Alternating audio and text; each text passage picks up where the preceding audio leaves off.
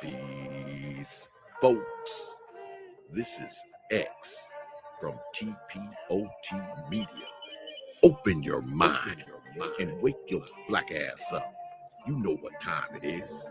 Hit that damn like button as you make your way in the door. Grab a seat, settle in, get ready. It's the Grown Man Hour with your host, my man, Bernard Riley.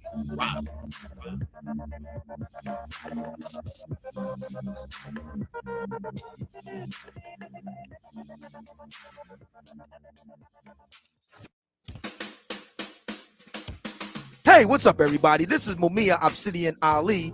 You know who I am. I need no introduction, right? And you're listening to the Grown Man Hour with my man Bernard Riley, heard weekdays right here on YouTube.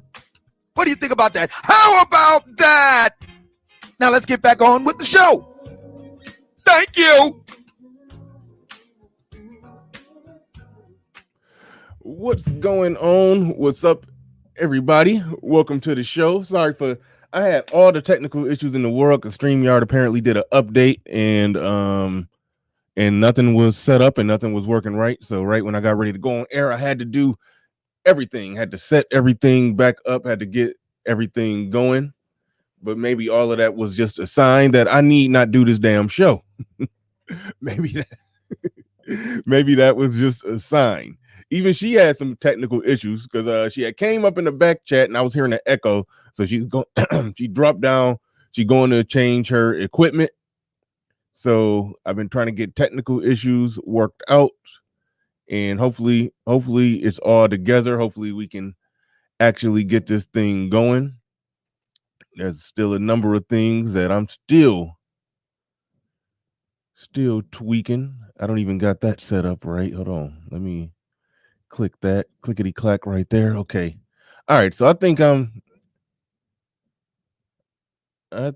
I am actually good to go. I think I am actually 100% good to go. Shout out to the early bird squad, those that make it in bright and early before we get things started. And Ty City came through. Very predictable. He said, "How much do you want for this not to happen?" Man, we already here. Ty City. It's happening. It's happening. It is what it is at this point, man. We got to ride it on out. Just said the more you fight it, the more it hurts. Oh boy. Get the clipalizer, the clipometer ready to go, Ty City. That's all. Get the clipometer ready to go. Shout out to Mr. Negative Man responding to the title. He said, I have to say, yes, just look at what is considered masculine. We're going to definitely get into that. We're going to be getting into a number of things. We're going to be talking about the that clip that I played. I did a pre-recorded video on the woman who admitted to cheating on her husband on TikTok. We're going to talk about that, and we're going to talk about his reaction to it, I guess. We're going to talk about that. I want a woman's perspective on that.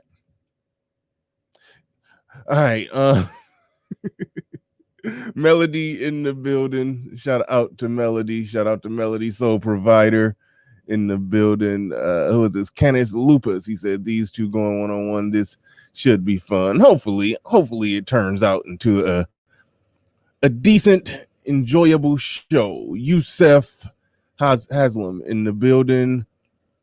The Mac the Trucker in the building. Sister George going to come in here with our usual effery. You know it. You already know it. You already know it. Even though when we briefly spoke, we was trying to get technical issues figured out. So she didn't appear to be on any fuckery when we was trying to get technical issues out the way. I was dead steady, serious, trying to get the technical issues figured out. But hopefully we got them figured out. And once she got her technical issues right, she'll probably be back. She'll probably be on the normal effery. I see Pablo in the building. I see Ed in the building. So we about to unfortunately go ahead and get this thing started. I got to do something with these earbuds there. They okay, she gonna roast me on this because I'm sitting here cleaning off my earbuds. They get a little dusty, not earwax, dust. They get a little dusty. I got to get some new. Actually, I got some. Okay, next show. That'll be next show. That will be next show. All right, y'all. We here. We doing it. And without further ado, unfortunately, I regret to welcome to the stage Sister George. What's going on? What's going on, Bernard? Unfortunately. Why is it so unfortunate? I mean, the only thing that is it cold in your house? And I mean, yes, it is. It's cold as hell in my basement because my setup is in my basement. And for some reason, when it gets super cold outside, yeah, my basement be cold. So I probably take. You had to put on like a whole pea coat inside the house. If I'm going to be down here for 3 hours, yes, I might take it off if I get too warm. Like you got on a whole coat. Like most people get a sweater, like a space heater. It's not. I got a space heater that I probably was going to carry down here. That may be my contingency plan in the future, but for right now, I just grabbed it's not that big of a coat. It just looked like it. It's not that big of a coat. Man, you look like you're about to go perform a funeral service right now. I'm just making sure everything is okay. Who died? Shit, you didn't start it with I'm the just joke. saying. I mean, you look like the Undertaker, bro. I just want to make sure everything is good. You didn't practice your jokes in the mirror all night. You ready? I did. You ready to go this time? You gonna try to get your first victory against me today? I'm just trying to make sure everything is good. You know, you got your all black on. Shit, I know it's we're on the show. You know, everything is good on my end. Everything good on your end. Everything is good on my end. Yeah, why you changed your picture from the time that we was talking in the back chat? Because I look good. Wait a minute. Speaking of pictures, what was the purpose of that?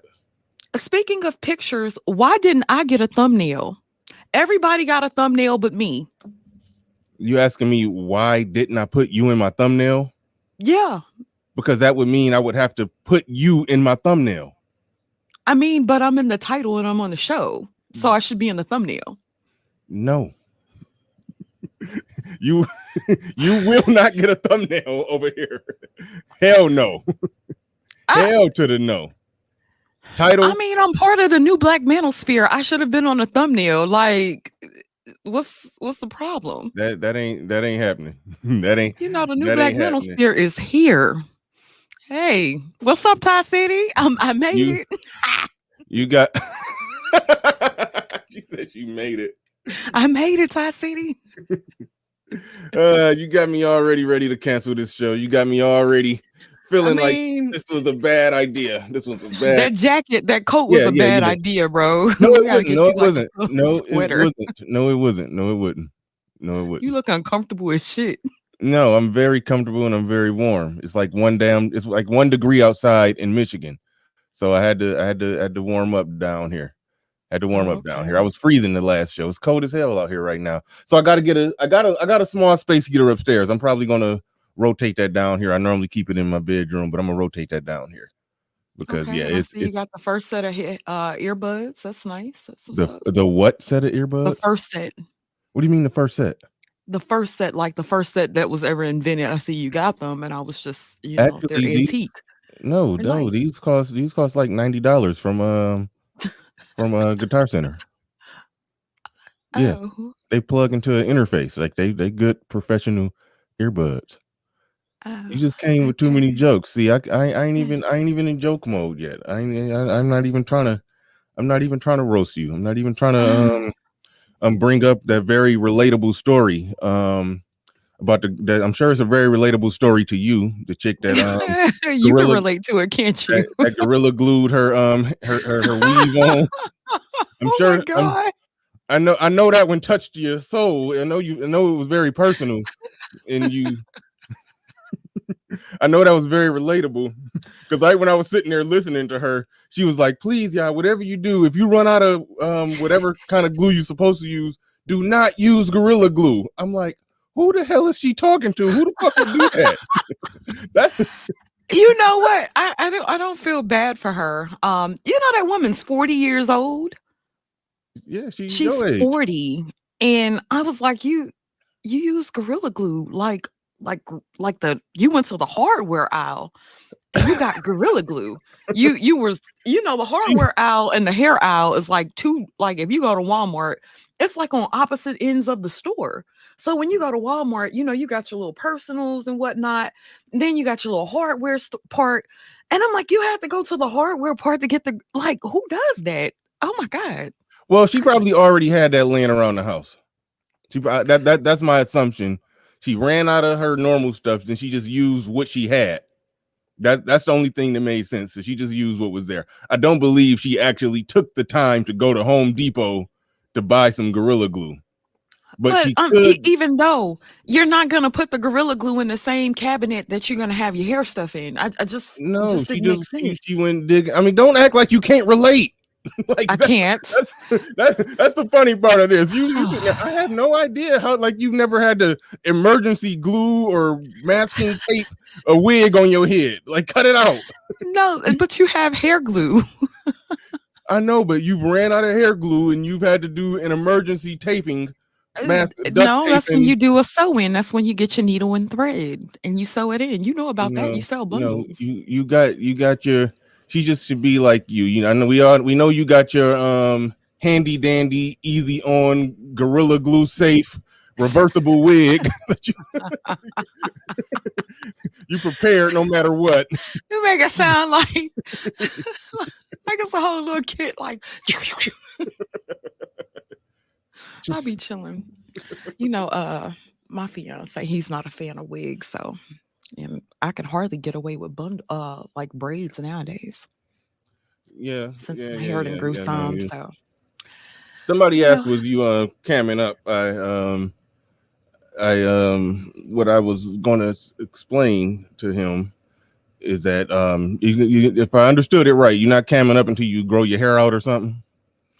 I've actually been on camera before. I'm talking about like camming up, like regularly.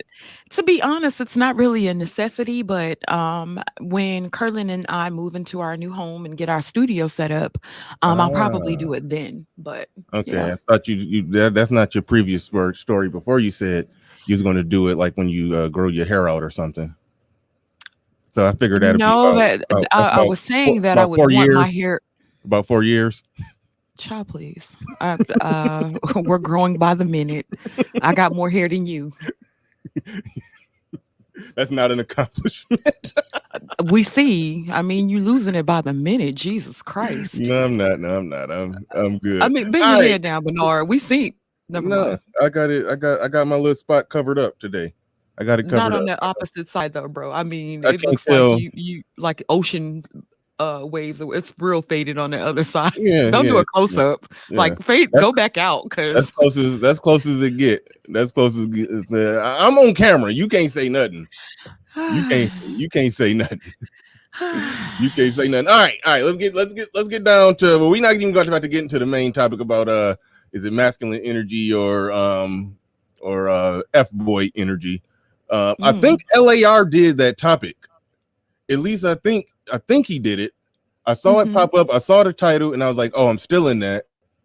I think it was LAR, but I went to his feed today when I was getting ready for the show because I wanted to actually listen to it, and I couldn't find it. So it probably wasn't LAR. So whoever came up with the topic, shout out to you, because somebody I saw it posted on my timeline that somebody did. Yeah, we did it. No, somebody else. God damn it, somebody did it, and that's where I got the idea from. So I just wanted to give a proper shout out to whoever it was, but now I don't even know who it was. But before we get into that, did you see my pre-recorded video about the woman that cheated on her husband? Well, it was like 7 years ago in the marriage, and she made like a little TikTok video about it. And shout out to the Mac the Trucker. Thanks for the super chat. I appreciate that. Appreciate you coming through with the super chat. But did you see the video? I didn't see your pre-record, but I did see the video. You saw I sent you the original video. Yeah, I did watch that. And you watched that. All right. Okay, for the sake of the audience, I'm going to play the beginning of that video just so we're going to watch a little bit of it just so y'all can get a feel for what we're talking about before we get into the main topic. The video is called I Cheated on My Husband. And one second. Oh shit, I didn't mean to do that. Where we at? There we go. That's what I meant to do. All right, we're about to roll a little bit of this so y'all can get a feel for what we're talking about here.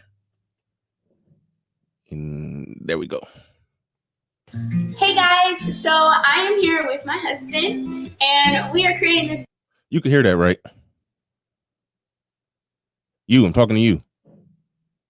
Yeah, I can hear it just fine. I'm on mute. Oh, okay, cool. I didn't know if I hit the share audio button. All right, back at it. Hold on.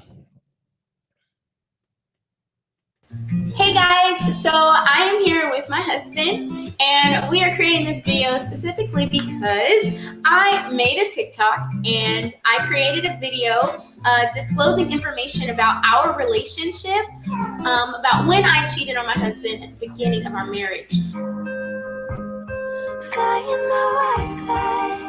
We are now on year 7, but...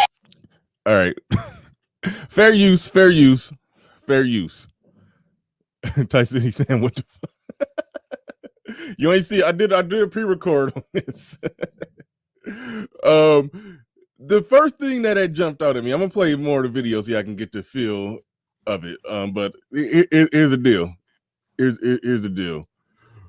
When she showed that TikTok video, one thing that I described in thank you, Tyson. Thank you. You said it right there. These hoes do anything for clout.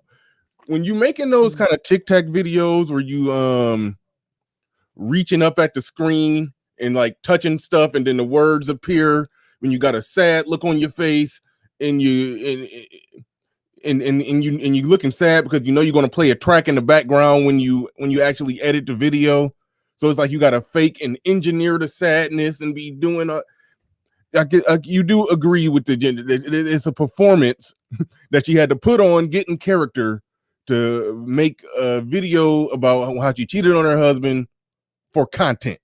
Correct. You agree so far at that? Yeah. It was wow.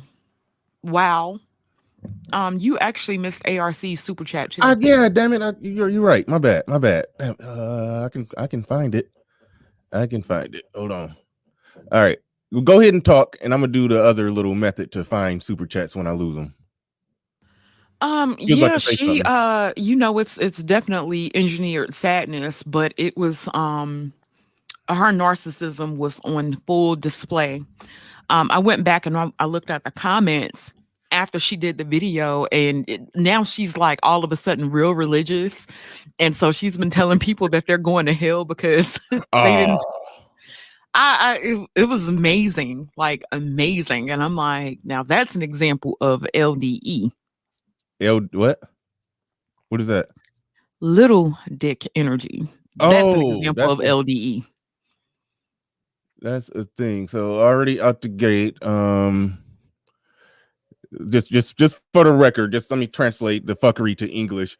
That's her way of saying it's his fault because he got a little dick. That's No, that is it. No, it's his that's what happened. fault. That Okay, go it's ahead. his fault for staying.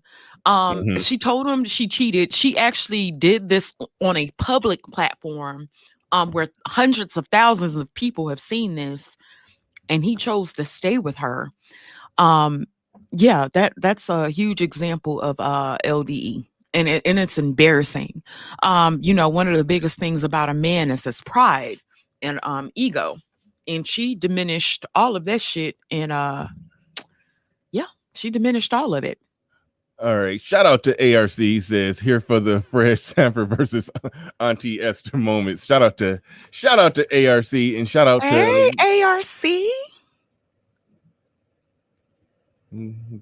Got a little excited. I'm saying, hey, ARC. A little Yeah, excited. ARC is a cool dude. He's a cool I'd be dude. happy to see people like him. Don't get to giggling. Don't get to. Okay, I'm just playing. Here you go. Just playing. All right. Damn, I didn't know my face was zoomed in when I was looking for those super chats. Y'all was seeing my confusing face. I thought it was on this screen right here so I can sit there and make my dumb face. I mean, you always have that face on. It's nothing new to us. No, I try to hide it. But shout out to Melody for that super chat too, and to ARC. Hey, Melody. Yeah, Melody in the building with the super chat. Okay, now you had said that this is part of the reason why I wanted to explore this. Okay, you saying that something? Damn, reword what you said. I forgot. You said I know you forgot too by now. But what did you say? I want to make sure I respond right to what you said. A man's ego and his pride is a big thing about a man being a man, and she destroyed that on a national platform. And I was saying that he would be an example of LDE, which is little dick energy. And little dick energy is when you allow a woman to destroy you on a public platform and you sit there and take it like the bitch you are. And she did. And he took it. And, she's very narcissistic. She's running around like she forgot the chicken or something. But yeah, it's amazing. Okay, but just think about this though. I feel like okay, me and other men, we can sit here and say, yeah, he a bitch ass dude. Yeah, he's stupid for even agreeing for her to even go through with that, because they was talking about healing after cheating and all of that stuff, blah blah blah blah blah. But liberal feminist women, pro woman, who want things to be equal, I'm trying to figure out, like, it seems like it is fairly consistent. No, this is fairly consistent with the other stuff you say, that I know when a man cheats on a woman and a woman gets in that position where she understands, she accepts it, they heal, they move on, and they go forward in their marriage. Women nowadays who cheating just as much as men, are you can you honestly sit here and say that you don't like to see men respond that same way that a lot of women respond to cheating? Can you honestly say that?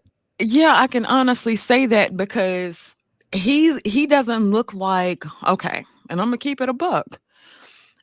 Being that she got on there and embarrassed him in front of the world, but they guised it under all that womanese talk of healing and trusting and yeah, all of this.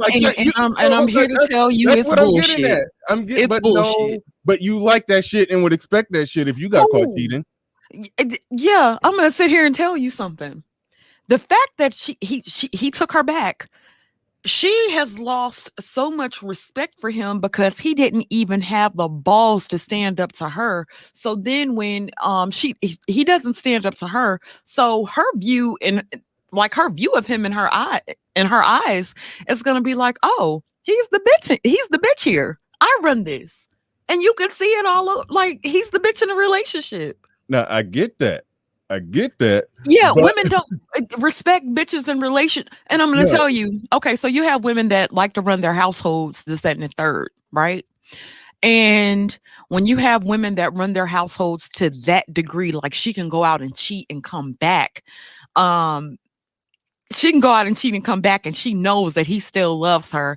That is empowering to a woman. I think she thinks that that's empowering. Like she feels like she's that bitch. And I know. And the point that I'm making, that a no, lot of y'all like that shit. That's what you know what it is, Bernard. hold on. I'm poking and prodding, trying to get you to keep it real on that. That in this post feminist womanist world, where y'all want to be treated fairly and equal to men, where y'all got slut walks, where y'all got things like, well, if a man has sex with a bunch of women and he's praised for that, but if we go do the same thing, we're called whores and we're called this and we're called that. So I'm looking at a situation where a man is really fulfilling the shit that y'all been fighting for, but y'all sitting there, oh, he a bitch. I'm just trying to get you to, I'm trying to get you to be honest, because you know, So I mean, if you know, you done cheated on somebody before, and y'all, so, and if y'all had a kid, wouldn't you want him to act just like that? yeah, but if what I'm saying to you is That's what I'm this. saying. This No, man listen, is listen. he is your hero. Stop No, calling him a bitch. no. Listen. If you're talking about individuals being in a relationship, like if it's just one-on-one in that person and he's in a relationship and it happened, yeah, I think it's an ego boost for most women. I think that would be like, yeah, I got him, right? But on the outside looking in, he's a bitch. Like he's a bitch. She run it. And I'm That's how saying y'all want it. I Y'all wouldn't be slut walking and complaining about the stuff y'all complain about if y'all didn't actually want that. So I just think it's fake. I've never been on a slut walk. I don't advocate for I hoes mean, being hoes.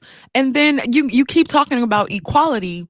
Now, I would say that most women, and I kind of did a survey on this myself.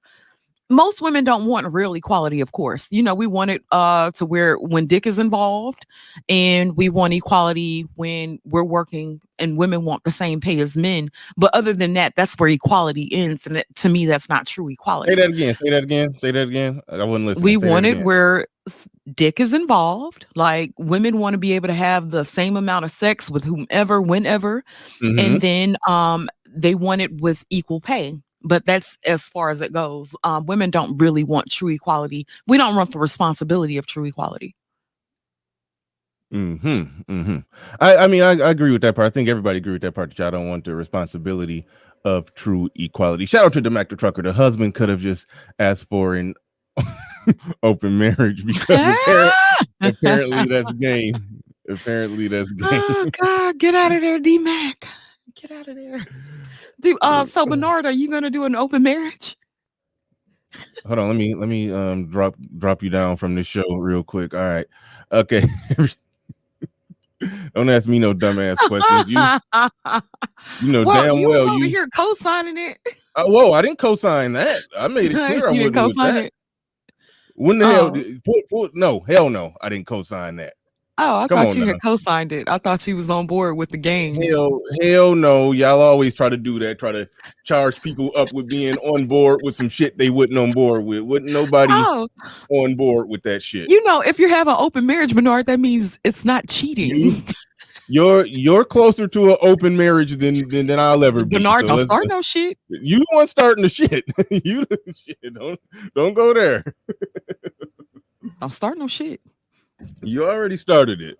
Everyday valet in the building. He said, LOL, funny how a man gets shamed by a female for getting cheated on and shamed for being a cheater too. Yeah. That's what? But, you know what? I literally just said that the woman was narcissistic. She's a thought. She's a narcissistic thought. But if he's choosing to remain with her, that makes him a bitch. Keep it a buck. He's a bitch. He's with her. I just if he's I not a bitch to listen. You? Oh, of course. Okay. Men, we can say he's a bitch.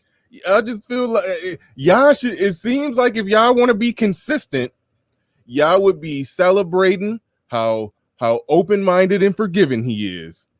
If y'all gonna be consistent.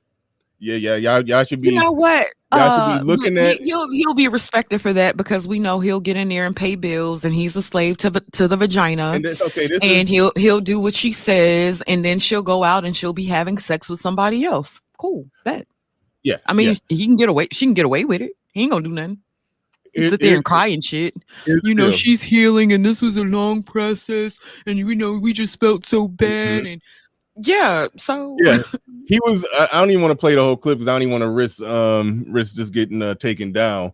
But yeah, he was going through the whole little process of talking about why it happened and said it was some distance between him, and she said some bullshit like she didn't feel like she was accepted into his family or some stuff the like most that. Ridiculous reason. I'm like, okay, the guy whose dick you was hopping on, did his mother accept you into his family? Like, what the fuck?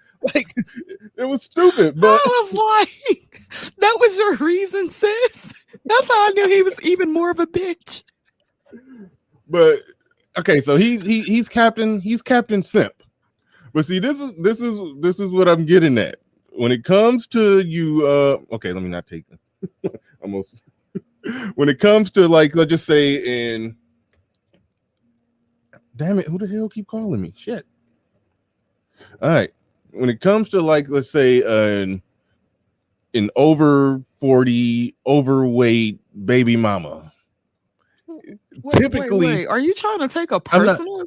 Oh no, this isn't at you. I said that long before I even knew who you was. That was like, over 30, overweight with a bunch of kids by a bunch of men. You don't got a bunch of kids by a bunch of men. But I always say that when they get to that point, that's when they start making better choices in men.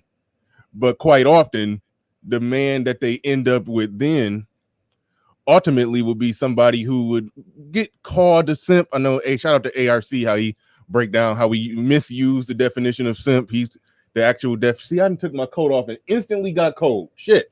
But but see, here's the deal. For the woman who's over a certain age, overweight, got a bunch of kids and all of that, a simp is really the best thing that could happen to her. Do you see what I'm saying? Yeah, and the only reason that he's a simp is because women don't respect it. But he's the guy that's giving y'all exactly what y'all need and what y'all have always needed, but y'all don't respect it. So now, if you're talking about, it would be no such thing as a simp if he got all the respect and honor and everything that he deserved for taking on over 30, over 40, overweight woman with a bunch of kids. If he y'all should be sunning his toes every night. But that guy, no, he's still a bitch ass motherfucker in your eyes. But you know what? You said something that was very, very interesting to me, and you said that he's giving her what she needs. And I'm looking at it like this. Okay, so what she needs accountability. She needs responsibility. She needs those things more than anything because she's not being accountable, period. And so she cheated on him. He stayed. That's not teaching her anything. That's not making her woman up. That's not making her face her responsibilities. What she did feel is that, oh, I got a dude who pays the bills. I got a dude who still gave me children after the fact. I got a man that I can embarrass in front of the world and he's not going anywhere. He gave her a false sense of what true love is because he doesn't love himself. And you can talk about forgiveness, this, that, and the third, but there is going to be something in him that makes him always resent her. And the difference is, and I've heard of women cheating before, and I've heard of couples staying together even after the woman cheated, but it's never been on a large platform where everybody can see. everybody can see him. Everybody knows their business. Everybody can break that out whenever they feel like it. They can go and demean him and disrespect him. And the only thing he's going to do is take it because that's what he probably, oh my God. But I mean, he's taking the shit from her. And I didn't even read the comments. So did you read the comments to the original video? Yes, I did. Oh, okay. So yeah, we're going to talk about some of what the comments said, but shout out to Curlin. Thanks for the super chat. He says what she is saying. Curlin always trying to. Okay, I'm sorry. Shout out to Curlin. Salute to Curlin. Gotta cut it out. No disrespect. Yeah, Hey, no disrespect. No disrespect. But man, I laugh so hard every time he say, well, what she actually saying is he always trying to say what you saying, but no, she said what she said. She said what He she could said. say what I'm saying. He know. Okay, yeah. He's my translator. Mm-hmm. Yep. But what she really saying is he a bitch for staying. Agreed. After she broke the agreement, say, man, can you drop the link to that clip? I will, but more. You'll find it just as easy. Type in "I cheated on my husband." That's the name of the original video. Whenever I type that in, that's like the third or fourth video that pop up. So just type that in and you should get it. But I will try to, let's see where it's okay. Here we go. I got it. I'll drop that in the chat. But shout out to Curlin. Me and you be cracking jokes. I'll be sitting there thinking, hopefully Curlin a good sport, and he ain't tripping. Is he on the jokes or whatnot? No, yeah, he's good. For what? He good. Okay, good. That's all I needed to hear. Now I'm about to really let you have it. Not just one. You ain't gonna do nothing. Everyday Valet. He says, "I see you, man. I see you, man. Sis, it's weak for you to be here talking with a panel of other men. If you were my woman, you'd be doing something more productive for me instead of entertaining other men." I disagree with that because she is the kind. I'll give you slight defense on that. She is a content creator in this space, so it does help the growth of her channel to go on panels and do this type of stuff here. I'll say that little tidbit, but I won't let my woman do that shit. But anyway, go ahead, Sister George. Okay. Well, you did bring about a good point. I am here doing a show that will help benefit my channels. I am a YouTuber as well. And then I'm not your woman, and you don't even have the option. So why are you sitting here worried about me? You're actually here watching because I'm here. I'm not watching you, you're watching me. So, there's that. But anyway. I do the same. I do these numbers when your ass not. I don't care. Just say. But he's still here watching me. But he super chatted you because I'm here. Okay, all right. Be my woman. Yeah, okay. He Child, did. Please. You ain't got the option, boo. All right, bye. What you mean he ain't got the option? You know, he ain't got the option. He act like you don't know. Like you don't he know would what kind actually of have the woman that option man to be with a pulled. woman like me. You ain't got the option, bruh. Well, holla. Thank you. Appreciate you. He ain't got the option to reach all the way down to the bottom of the he bottom ain't shelf.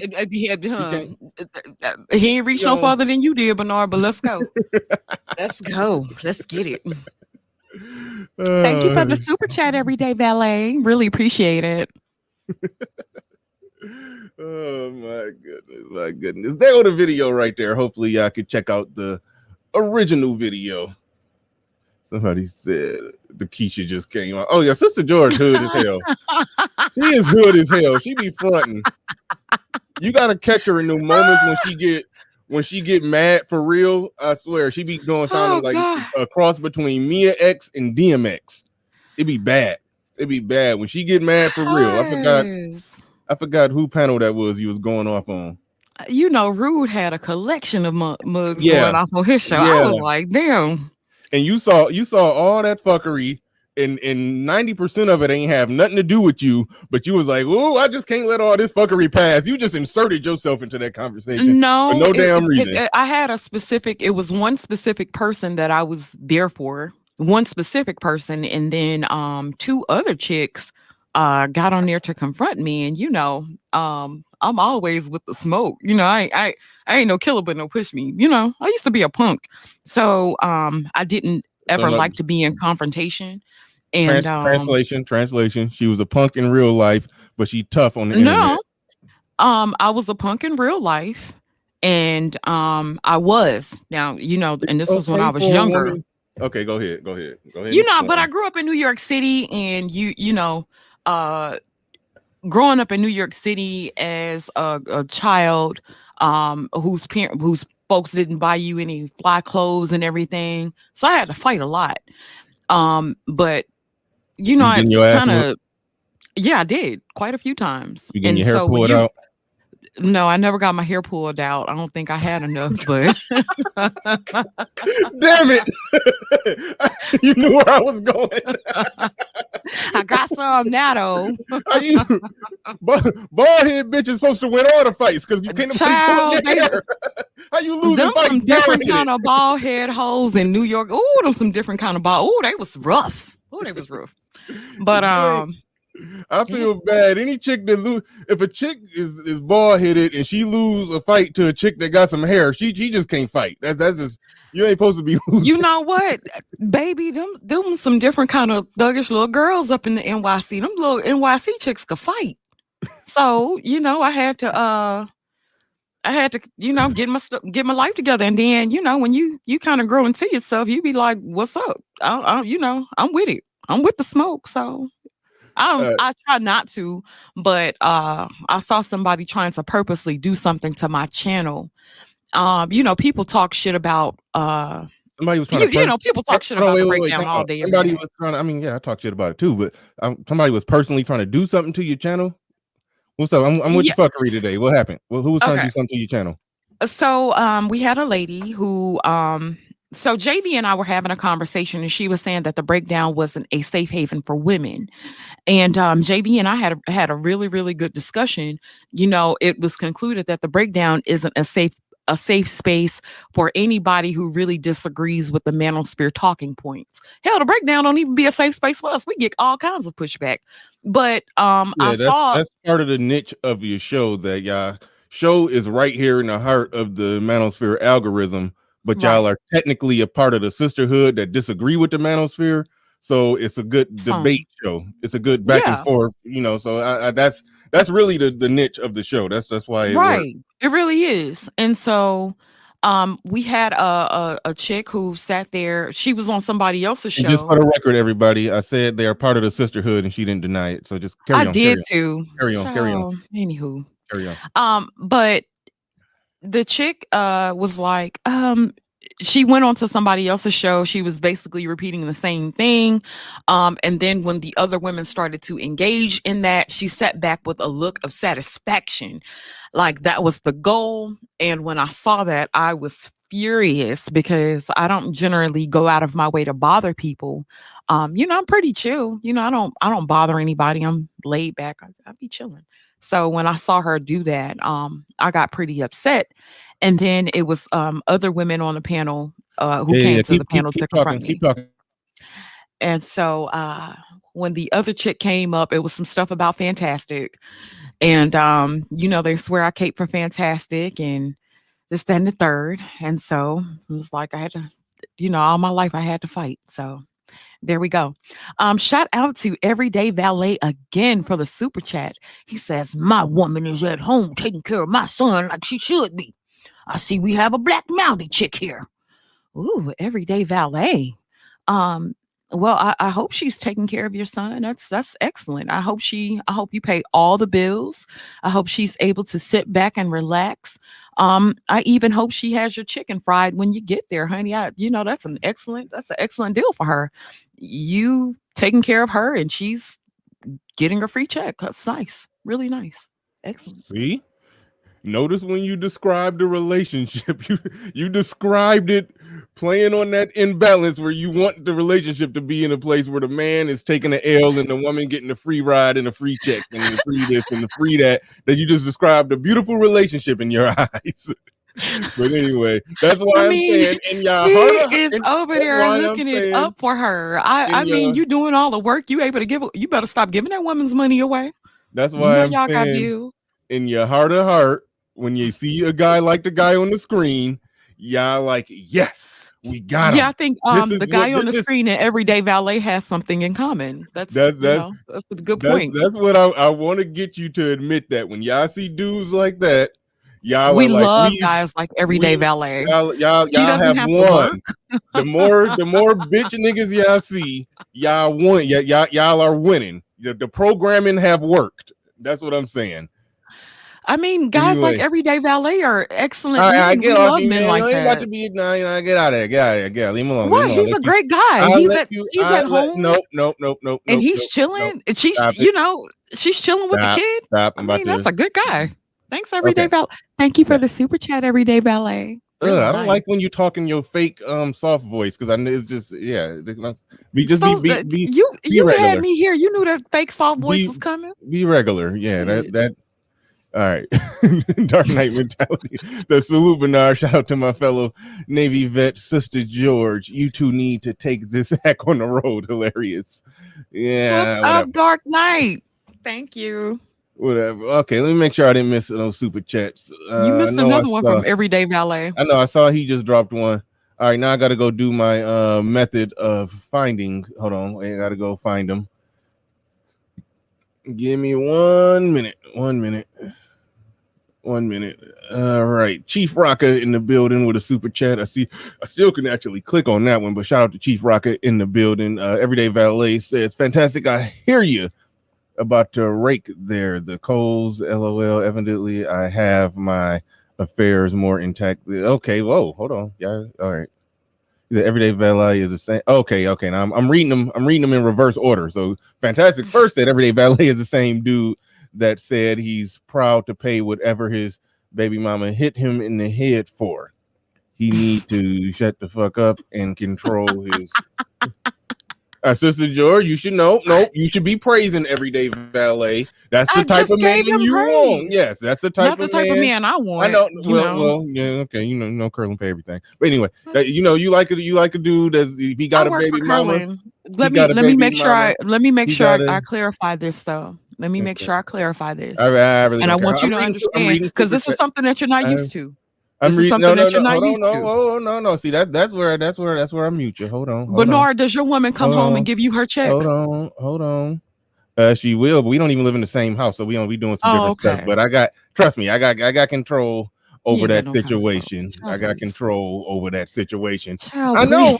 I understand. See, but it's okay. Since we go in there, I remember how you was talking when you first came to these spaces, hopping on panels versus how you talk now. So even if you saying that you are submissive and feminine and giving Curlin all your submission, and I give him my check and the manosphere, the manosphere coached you into being a better woman for your man.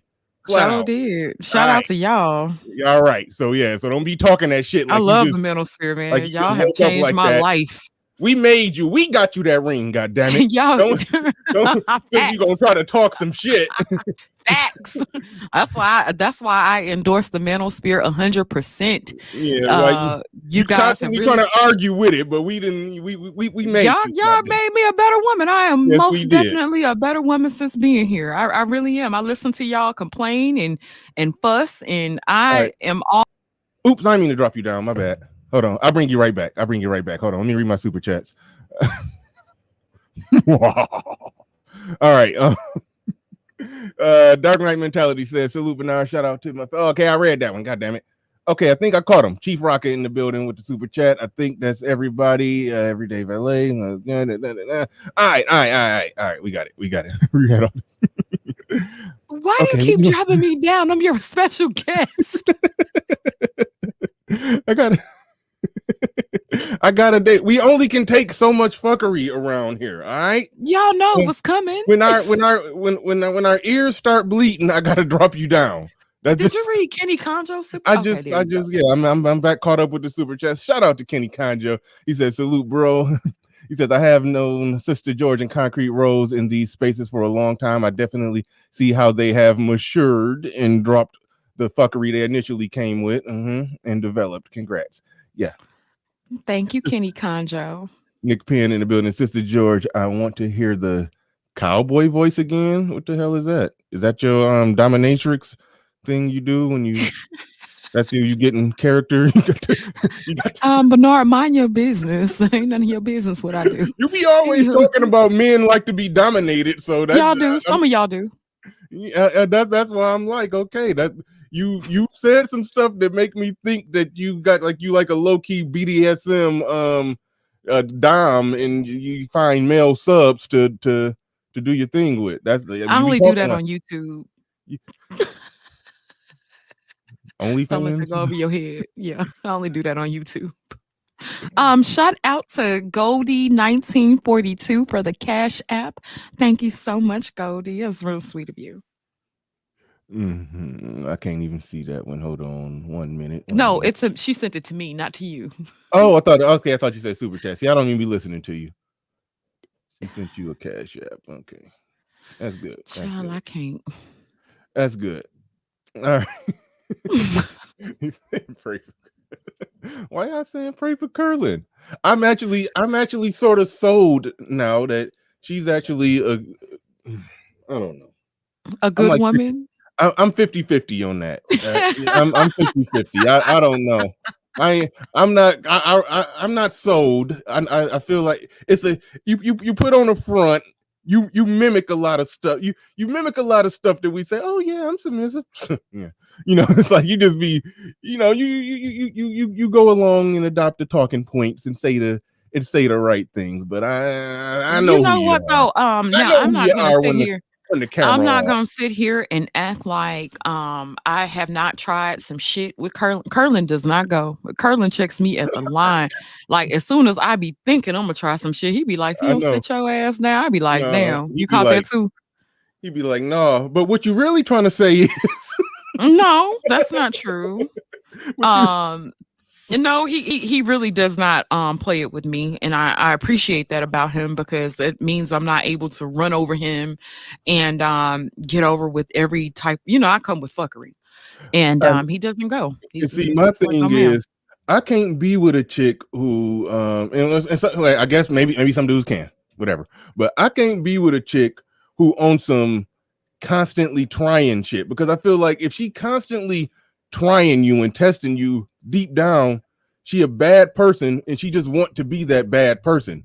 And even if she nope." can't get it, hold on, even if she can't get it over on me, it's going to manifest in situations like the waitress. She gonna be rude to the waitress, she gonna be rude to other people, and I'm like, you just you're a bitch. I can't be around that. And even if I try to mold her to the point to where you ain't gonna do that with me, and when you with me, you're not gonna do that with nobody else. It's like that's You be too much. all off in left field with That's too stuff. much molding. No, I made that. I You made that make do. sense. What I'm trying to say is it's not just women come with shit tests whether you know it or not. And women try manipulations whether you know it or not, whether you can peep it out or not. There are certain things that I think all women try just to see who you are. It's You want to levels see to it. it is definitely levels to it. So what I'm sitting here telling you, the small fuckery that would usually slip past most people, he wasn't going. You know what I'm saying? And it's just, you little shit here and there, he wasn't going at all. And it makes you comfortable and you feel safer when you have somebody that's able to read bullshit and understand bullshit and understand when somebody's fucking around with them. To me, I think that it works. Like you have to see who you're dealing with, and he knows who he's dealing with. So I know Truth, big perm head ass ain't talking about this woman single. Truth, child, please, your women single. You the ones going through phones, ain't you? Don't think we remembered that, did you? Truth over there going through somebody's phone talking about some woman single. You the one who got to go through somebody's phone, boo. Well, when me and you was talking about that, I could tell just the way that you asked the question. It was asked in a way to where it came off like you got full control of the situation. It came like this. How you said you was asking like this: Do your woman let you go through her phone? And I'm sitting there like, let? So that let me know that whether or not Curlin can go through your phone is whether or not Baby, you Curlin got let the him do it. passwords. Whether if Curlin got you, the passwords to everything. Curlin can go through whatever he wants whenever he wants to. it's funny how you always never mind. Go. He can do whatever he wants. Yeah. He the man, and he got that BDE. Thank you, babe. Hey, babe. No. We not doing that. Okay. You ain't about to be yeah. Okay. Shout out to Oswald 123 in the building with the super chat. Appreciate that. Shout out to speak of them. Curlin in the building. What's up? Salute to Curly. He says, "Yeah, wow, LOL. This is hilarious news flash. They all gonna try your double bullshit. Not my woman.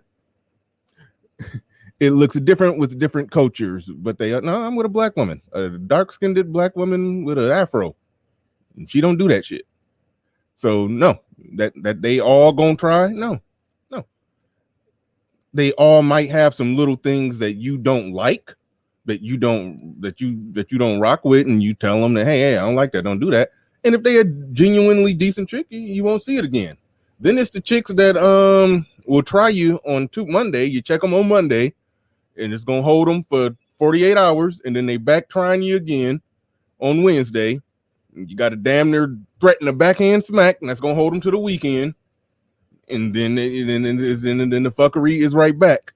So all of that, like everything that you're saying, and it's not just you, because women say that all the time, and guys who tend to defend women say that all the time. But in my mind, all I hear is people trying to pacify or just try to give some medicine to just a dysfunctional, toxic relationship.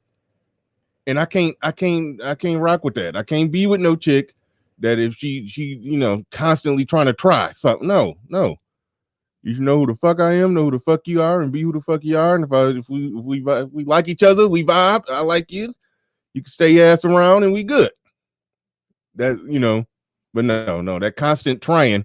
If it was a situation where she got out of pocket, you checked her one time, and then y'all done, y'all can go ride off to the sunset, be happily ever after. That's a situation that I could understand.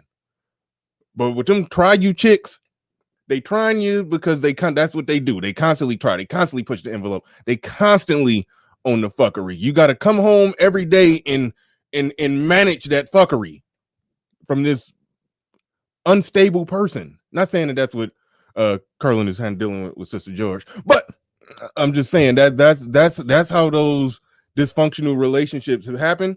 And then the man get gaslit, but start gaslighting the man. It's your fault because you ain't wrangling that banshee properly. Like, no. Anyway, shout out David Johnson in the building. David Johnson, the asshole. Me and him had a great one-on-one. He said, shout out to my sister, George Curlin, in the manosphere has made the manosphere has made an honest woman out of her. Baby, y'all have improved my life. I shouldn't have said that. Everybody gonna start repeating. Try studying y'all. Y'all don't do nothing but talk shit anyway. It's all good. All right. All right. We are an hour in. Let's get to the main topic. Okay. And I'll let you rock on this one. Okay. Masculine energy or fuckboy energy. Is it masculine energy or fuckboy energy? I just set it up like this. Normally, when I hear black women talking about masculine men, or he was more masculine, or this guy wasn't masculine, or that, they normally not talking about what other people are talking about when they refer to a man as masculine. One thing, damn it, I meant to. Yeah, okay, I don't gotta look it up. I meant to get the exact definition of masculine because it is basically characteristics, traits, and attributes that are more that are commonly associated with men. That's a simple cookie cutter definition. And I like to look up definitions and take one definition. Like if we saying masculine energy, let's look up the definition of masculine. Let's look up the definition of energy. Let's put them together. That's what you do when you do research for a show. You wouldn't know that. Y'all don't do no research. Y'all just wing it. But and they still come and watch. Shout I out to love it. Zero. Shout out to Zero. Titties are undefeated. I mean, pussy is undefeated.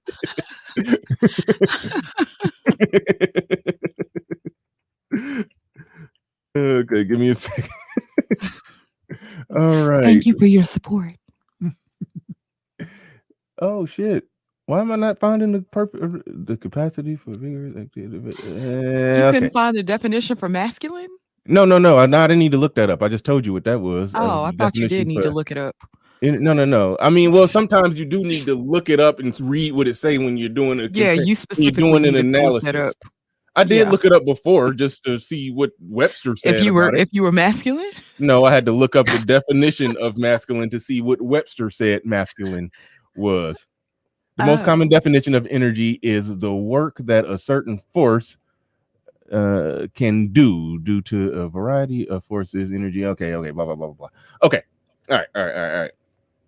So when we're talking about masculine or masculine energy, I mean, when you look at the definition of energy, it's talking about is the work that a certain force can do. So if you're talking about masculine energy, you're talking about things that ultimately a man can do, a masculine person can do. Okay, and that lines up perfectly with what I said when I define what is masculine, the traits, attributes, characteristics that are more commonly associated with men.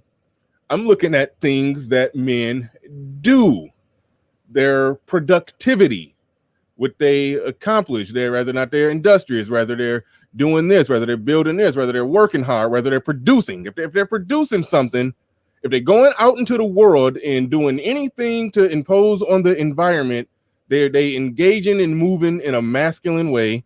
That's how I look at masculinity.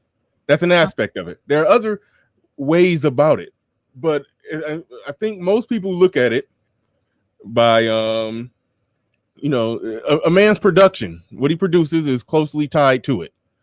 Now, I think the way that Black women or women who conducting themselves a certain way look at it, they're looking at it more so from the perspective of, is this motherfucker sexy or not? And it's not just some sexiness. It's even how he moving with it. It's a whole. It ain't just like you could just look at a dude. He can come up to you. You've seen this. You've seen a dude. You looked at him. He looked a certain way, but then when he came and talked to you, you was like, nah. So that's why I'm saying it's not really masculine energy that women are talking about when they're talking about a man being masculine. It's really what I would have to say is fuckboy energy. Do we got the swag, the game, the wit, the charm, charisma? Do we just know how to talk and walk? Do we know how to strut and walk like he got a big dick? Even if he don't, do he just know how to just exude that certain type of make you tingliness? That's all y'all talking about when y'all talking about masculine energy. But y'all really not talking about masculine energy. Y'all talking about fuckboy energy. Maybe not you across the board, or that's probably definitely not right now. But at some point, you probably fell into the category of what I was talking about. I'll set it up like that, and I'll let you go ahead and rock. Go ahead. Okay.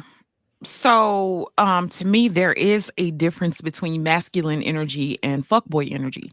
But fuckboys tend to have a lot of chicks around, and so we've heard the age-old thing where men who have women generally attract more women. When women see you with other women, that does give a woman, like, it makes her curious as to what you have going on, as to why you can get those women. But let's just say you saw a man and let's say you worked at a restaurant, and every time you turned around, this man was walking in with different chicks. So if a person keeps walking in with different chicks, he generally will probably have a fuckboy energy if he's not giggly and laughy and he's confident and he knows how to dresses and he carries himself a certain way. A lot of chicks do take notice to that. And then if he's able to take them out and he's in public and he can take pictures and he can do whatever, to me, that would be fuckboy energy. Masculine energy to me is kind of different. A man doesn't necessarily have to display how many chicks he's dealing with. He knows what he's doing career wise. He's not a slave to vagina. Um, he's smart. He's still confident, but it's not bitches aren't his first line of display. Like every time you see him, he doesn't have to have a chick on his arm, but he can still be confident without all that. So I to me that's the difference. I feel like fuck boys are always seen with chicks. Chicks are like their first line of whatever.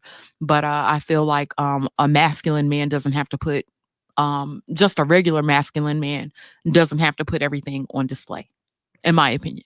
That's my opinion. So all right, no, that's cool. Cool. You get a difference between what you masculine energy and fuckboy energy. But when women refer to a man as masculine, they're normally talking about the stuff that would commonly get associated with a fuckboy. Right? Say that one more time. When women refer to a man as masculine, they're normally talking about attributes and things that would commonly be associated with the fuckboy. Would you say that's true? It depends on the age. It would depend on the age range of women. I would think that younger women would say that's what makes a man masculine.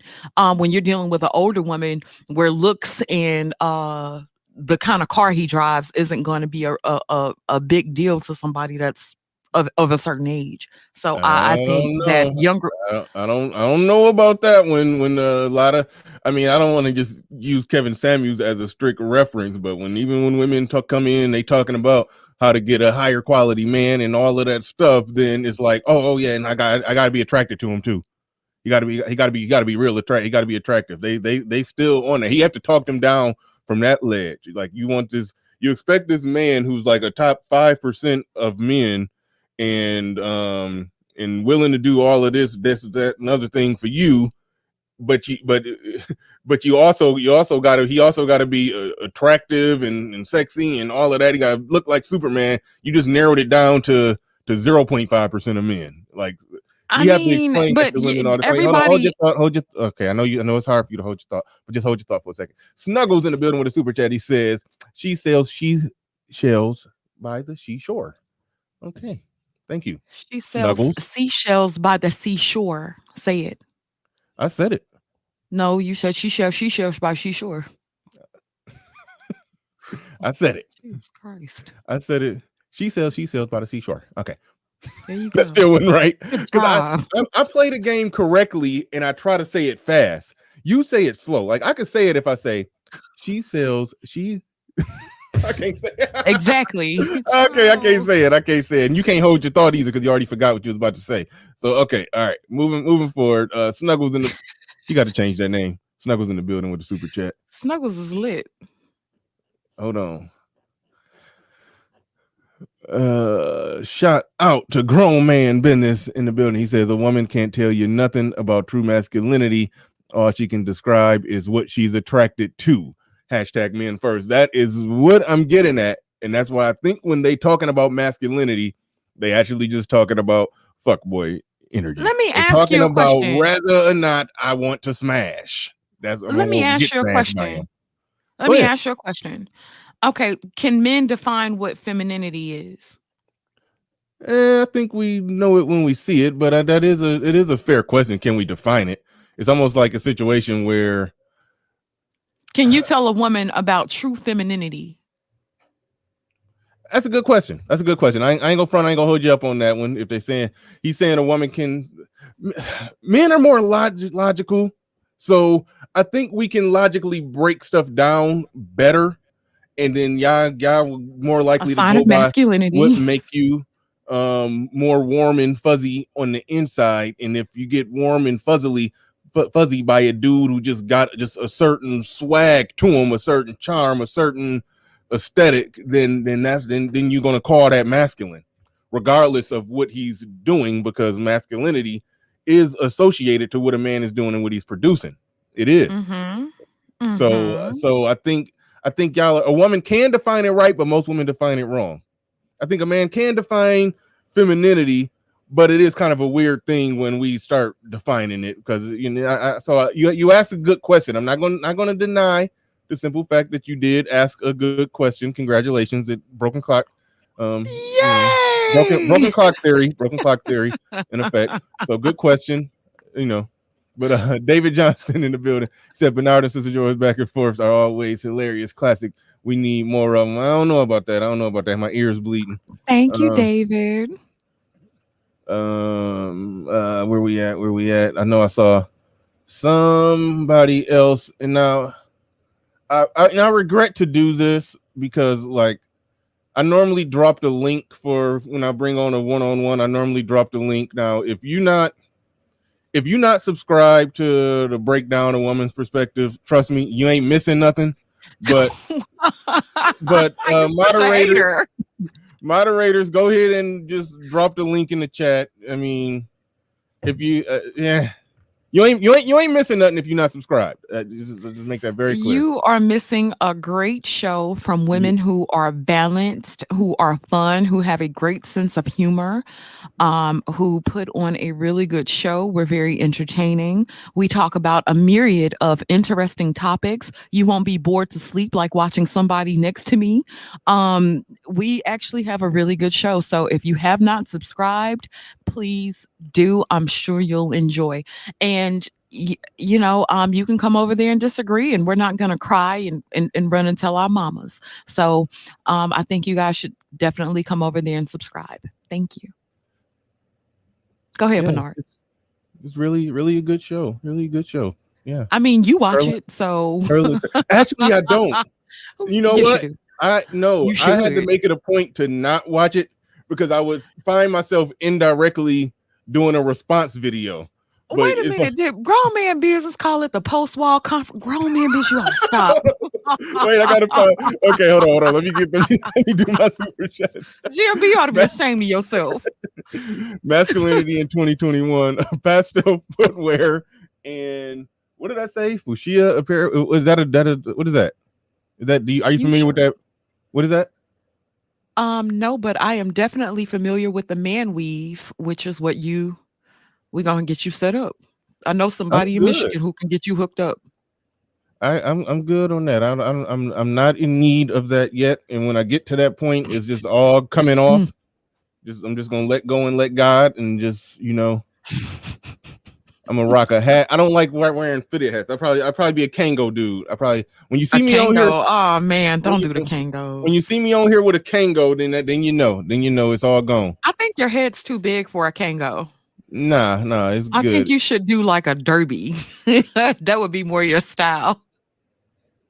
Okay. I like what Zero's saying right here. Men define masculinity and femininity because men dictate the relationship dynamics of literally all societies. Good point, Zero. Good point. I think that is a good point, but if that was, never mind. Okay. Everyday Valet says women are followers. They need correct guidance from a man, her father, etc., and can't define anything. So women can't define anything. Mr. Shane Vicious, he said the bust down is supercalifragilisticexpialidocious. What is up with all of these? Okay. All right. Okay. What did grown? Shout out to Melody with another super chat. Appreciate you, Melody. Thank you, Melody. What did grown man business call y'all show? He didn't. He called it the post-wall conference, bruh. He ain't have to do us like that. He ain't have to do that. That's funnier. That's funnier than. That's funnier than the broke down women. That wasn't shit. Coach Ali's corner, no comment, just tricking. Shout out to Bernard and Sis George. Shout out. Thank you, Coach Ali. Coach Ali. Snuggles back in the building. He says, "What would you do with the?" Yeah, leave me alone, man. Leave me alone. God damn it. What would you do with a woodchuck if a woodchuck could chuck wood? Yeah. That. Okay. The pipe down is amazing. You can watch men pretend they're not negotiating their dignity for vajayjay or vagina. Okay. It's probably one of the best social experiments. Shout out to Zero. Alan Shout out Roger to Zero. Curry in the building. You know what, ARC? I didn't even read this, but I'm glad you're weighing in. He said, let's not confuse and conflate the perceived masculinity of a man with the perceived sex appeal of a man. The two are not necessarily synonymous. I agree. Exactly, ARC, and I think that's what I was trying to convey. Whether or not I conveyed that or not, but You that's what I was trying to say. you conveyed it good enough. A lot more words than ARC, but that's cool. That's cool. I mean, you're on the show, we on the air, so yeah, you do gotta. It's okay to be long-winded. You gotta fill a show, but but you conveyed it well. Just my point is, when women talk about those two things, when they talk about what's masculine, when they talk about masculinity, what they really just talking about is sex appeal. I worded it in a clever way, just saying, is it masculine energy or Because you F-boy was trying to energy? trip me up. Yeah. They said it like that's difficult or something. You came in falling over your feet. You crash landed on your broom on your broom when you flew in on your broomstick. You crash landed. So I mean, That's you how I already always came in. land. I mean, it's just my way. It's all good though. You came in, fumbled and tripped up anyway. All right. Okay. Right over their hairline.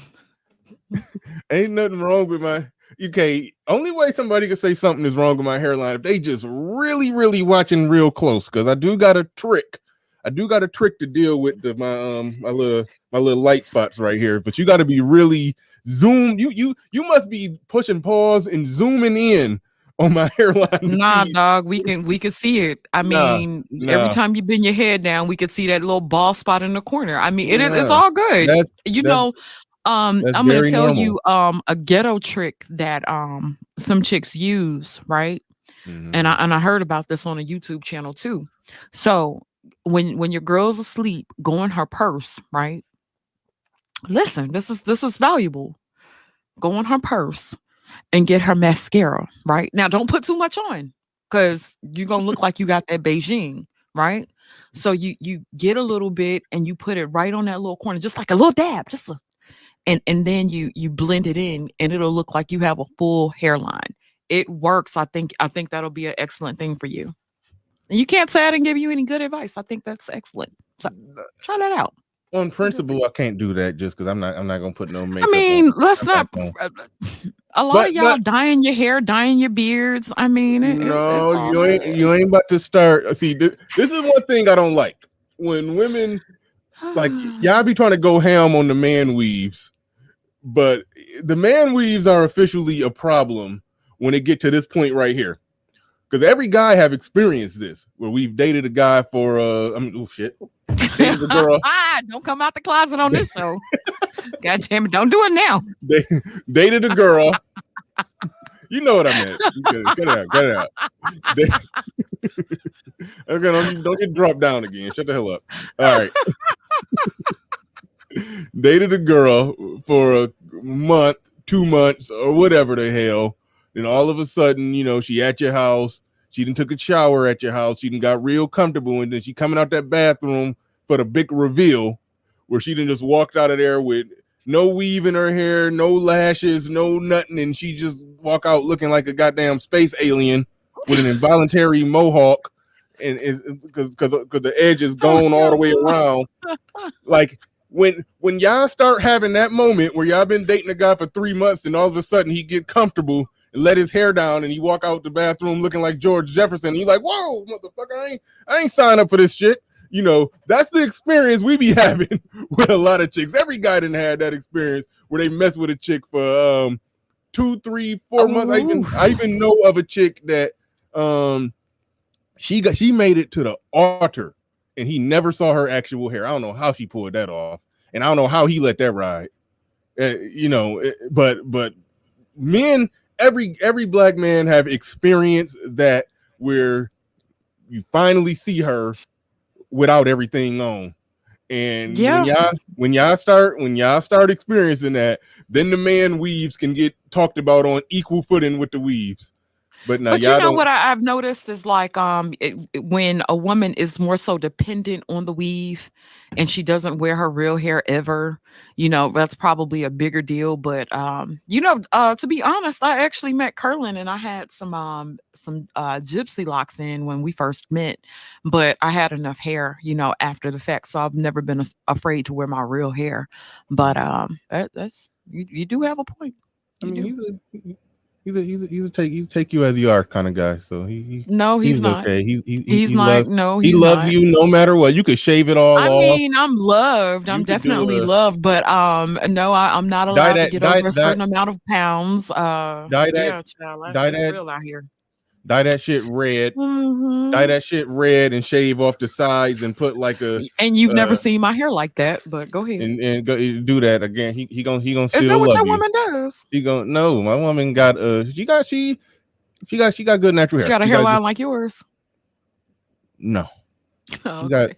no. Listen, Mhm. hair is important to me. It really is. So like, if I just couldn't lay there and play in her hair and be touch it, yeah, I like hair. I like to play in woman hair. So yeah. So no, she got.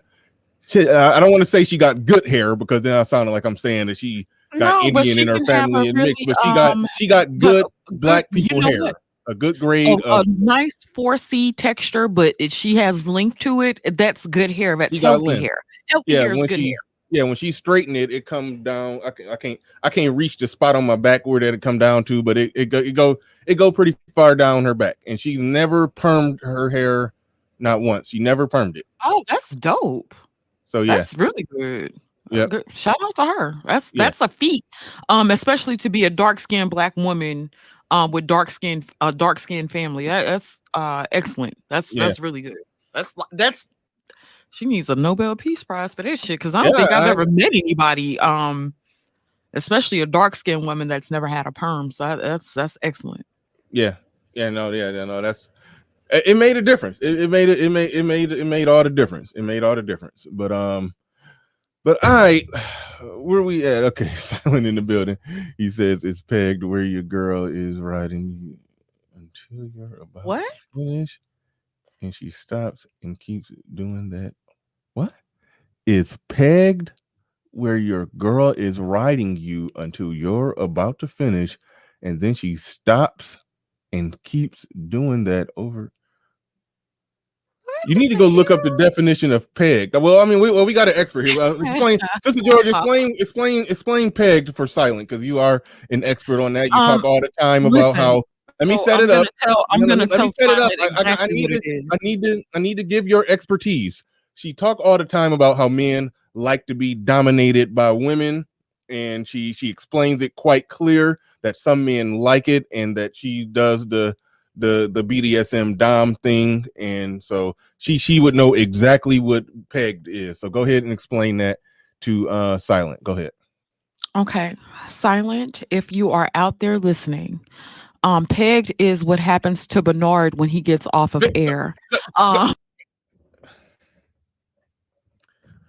All right, the link in the chat, yeah. The link. Let me put the link in the chat. She in timeout. All right. All right.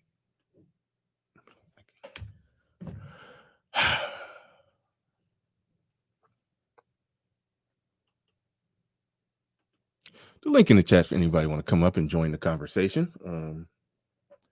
We were talking about, is it masculine energy or F-boy energy that women are talking about when they refer to a man as masculine? That was the topic. Sister George was about to explain her BDSM tales where she's the dom with the whip and the strap on, pegging the guy, and she deflected because she didn't want to talk about that, which I understand. But the link is in the chat if anybody wants to come on up now.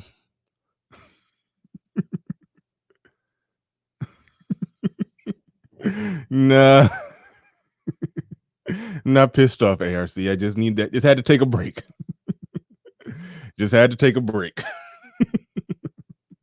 All right, Silent. What's going? Well, hold on. Wait, okay, okay. All right.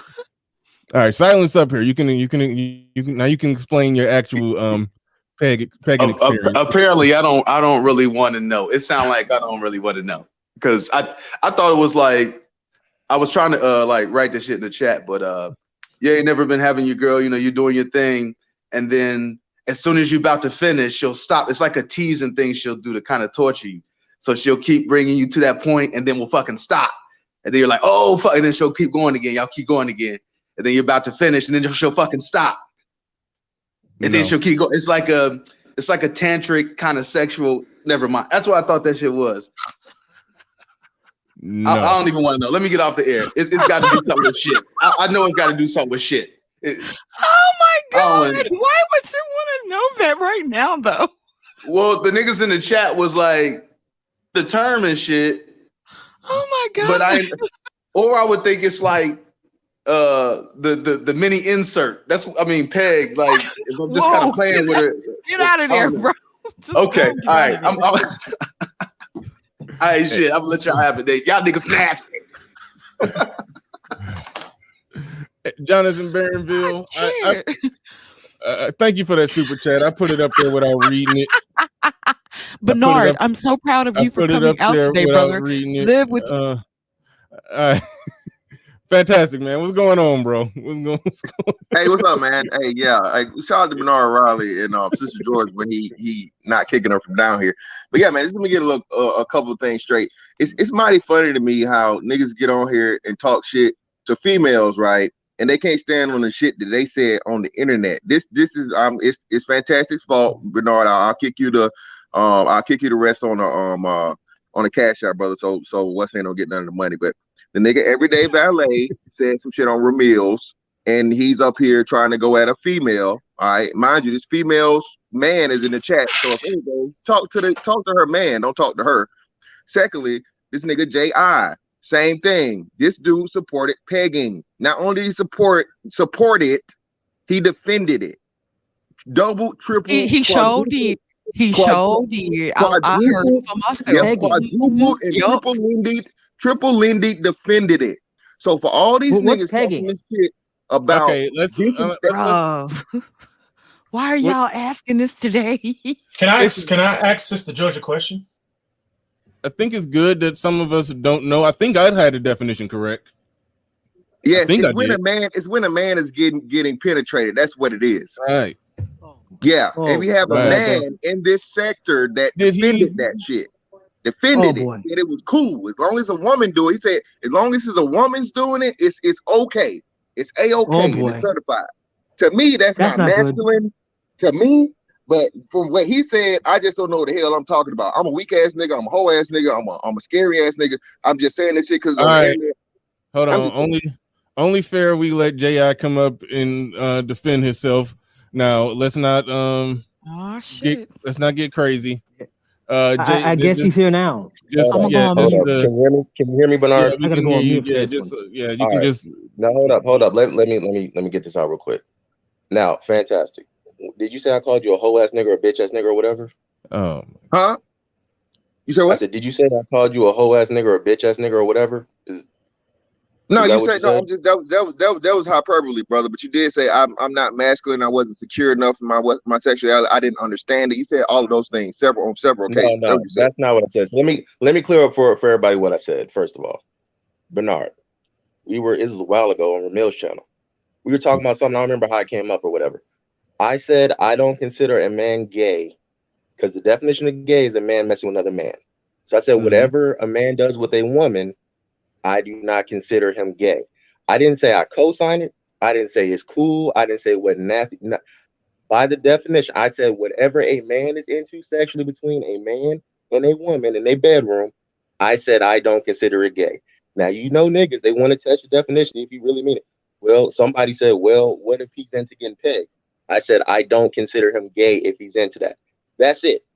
Now, niggas, they took that. Now, niggas, Bernard, they took that and ran with the, okay, oh, so you like getting pegged, oh, blah, blah, blah, oh, you blah, blah. You said they took it and ran with it? Did you hear what he just said? He just slit his throat again. He just Hold slid on. his own throat Hold on. again. Whether they took it and Hold ran on. with it, I'm at least getting on a scooter and riding away from that motherfucker. Hold on. I'm getting away. Hold on. By Running the with it, definition. See, riding. they twisted what I said as if it's something that I'm into or whatever, or promote or something like that, because that's just what niggas do. That's right. not what I said. All I said was, by the definition, I don't consider him gay. It does not meet the definition of being gay. That's it. And niggas ran with that, and that's what they've been doing. All So right. Zero gave the definition of pegging, and that's okay. All right. I mean, J.I. spoke in his own in his own words. All right.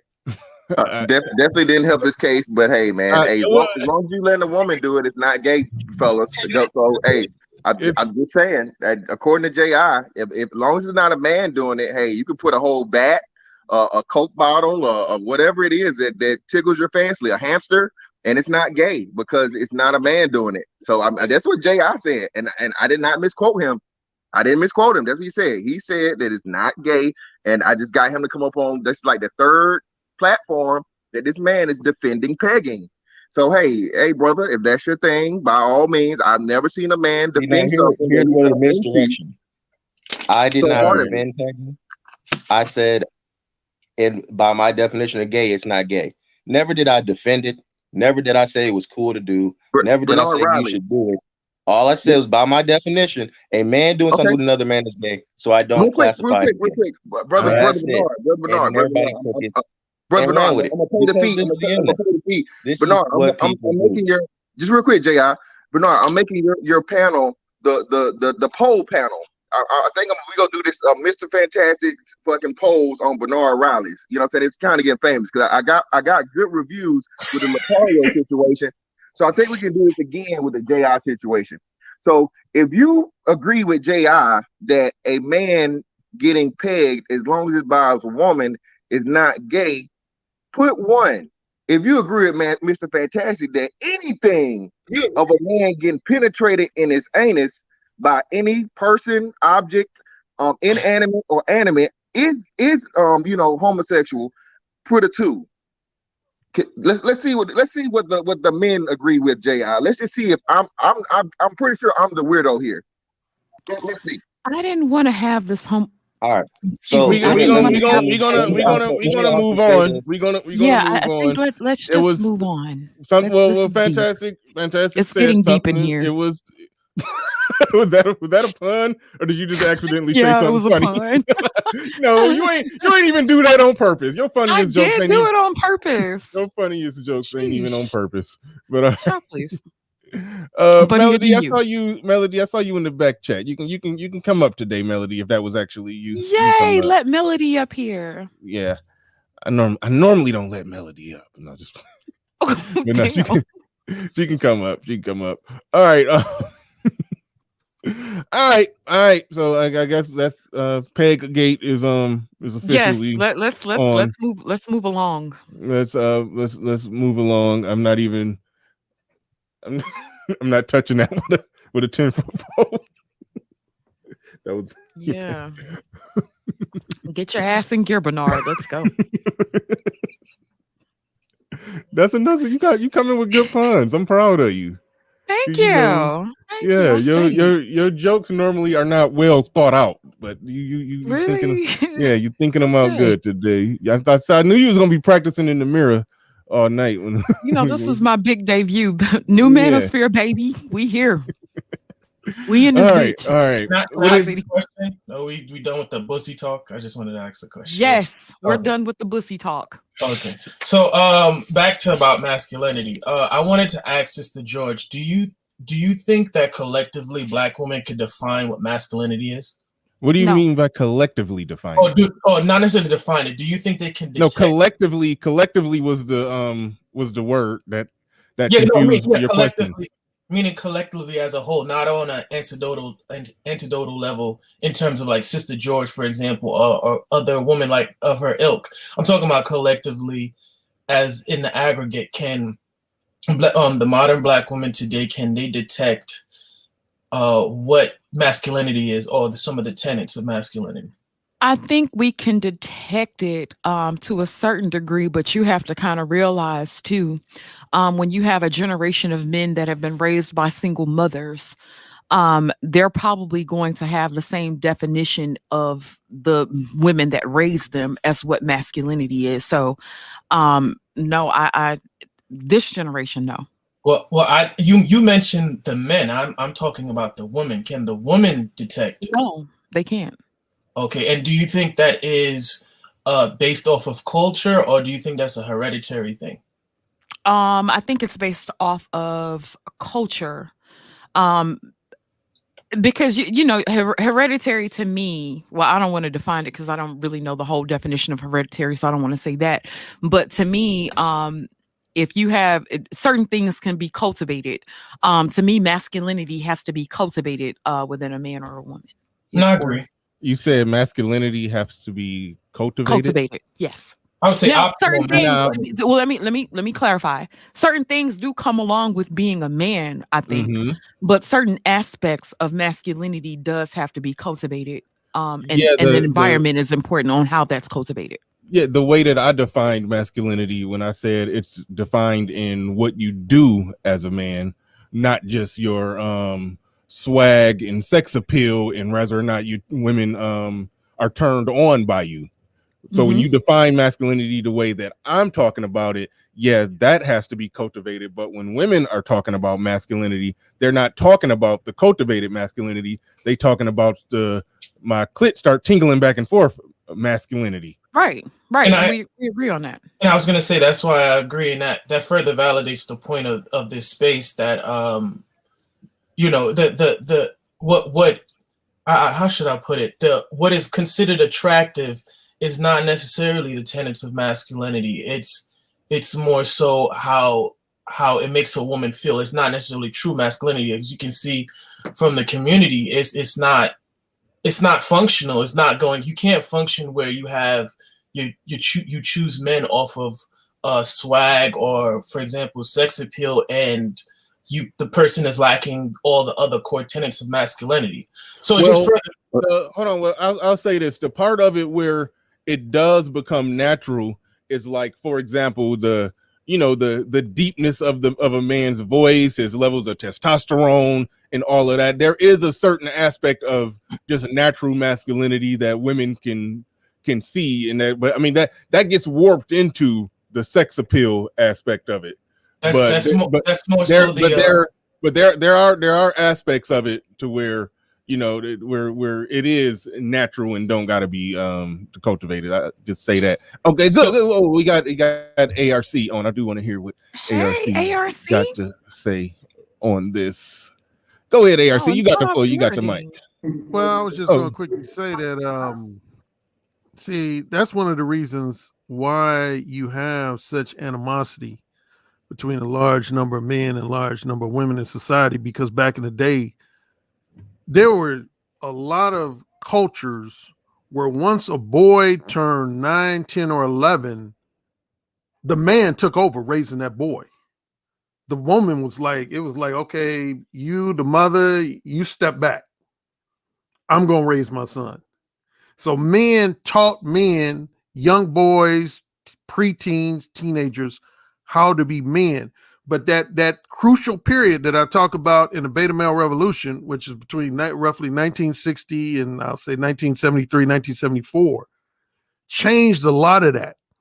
And without getting lengthy and detailed and academic, what happened is now you have women trying to define how a man should behave, what is a man. Like I had caused a big ruckus on Facebook about 4 or 5 years ago because I was seeing all these female Facebook friends of mine with these memes talking about what a real man comes home and massages his wife's toes, and a real man. And I was basically like, how you bitches gonna define what a real man is? Shut the fuck up. A real man takes care of another man's children. Yeah, and a real man takes care of a woman who's pregnant with another man's child. I have that meme. Yeah, what it really is, man. It's Alan's right.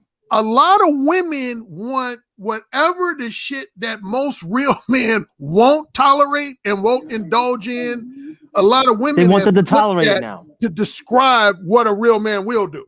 So, for example, a real man don't want his wife, to just spend a lot of money irresponsibly out of the bank account. Some women today will turn around and say a real man will allow his wife to have total access to his bank account and spend, buy whatever. And it's like, get the fuck out of here. What about his wife to have a boyfriend? See, I was what going about to that? ask that. Get out of there. Get to the top first. But no, I was like, is a real man insecure if he lets another man sleep with his wife? Get to the top. Oh man, a male pick me. Interesting. So anyway, that's all I want to say, man, is that, you got too many women. It's not just even individual women, but a lot of it is backed up by certain factions of media, the entertainment industry. Like I remember I was on somebody's interview a few years ago, and I said, I can't even watch a lot of just simple TV commercials. Like, I don't know if anybody on the panel remembers this. There was this TV commercial where this married couple goes to, I think it was IKEA. And then the woman just starts wanting to buy all this furniture. And the husband says, no, I think you're getting out of control. And then the next scene is him roped on top of a station wagon. And she got all this shit in there. And anybody thought that was funny. And I was like, okay, what the fuck is that? That's not funny at all. That wasn't funny to me, man. I was like, that's some bullshit. Speaking of which, did you guys see that new commercial with Michael B. Jordan? Oh yeah. I'm surprised that hasn't been talked about more in this space. Azrael, explain what happened in that commercial. Basically, it was a commercial where it's, how you have Siri or Alexa. Basically, Michael B. Jordan was going to be the voiceover for like an artificial voice for the new machine that Amazon is going to put out. So it's basically a woman was presenting it. You know what I'm talking about, right? I know what commercial you're talking about now. They played it during the Super Bowl. I think I had the volume down, or I was doing something on my phone during the commercials or something. But I was trying to figure out why I was trying to figure out why this woman apparently had a husband, but Michael B. Jordan, they had him in a bathtub with her or something. I was like, what's going on here? It's getting crazy. I wrote on it on a few posts. I was like, they're basically promoting a lot of cucking and a lot of that was, because that could have easily, whoever wrote that commercial could have easily made that woman single, but yet she had a husband and she's blatantly lusting after Michael B. Jordan with her husband in the room. I'm like, come on, man, what the fuck? Exactly. See, that's the type of shit I'm talking about, man. So anyway, I just want to say that. Or they could have made it an old lady or something like that. Well, Alan, you know what you're talking about?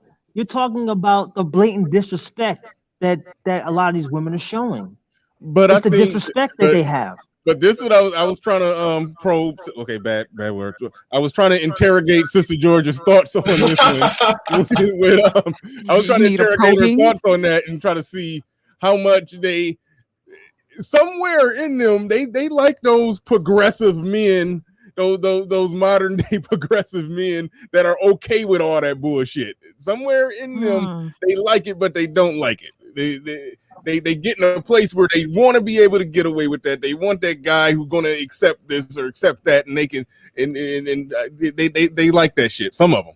Of course they do. Bernard. Definitely, I would say non-sexually, any woman is going to gravitate towards a man that she can generally have her way with.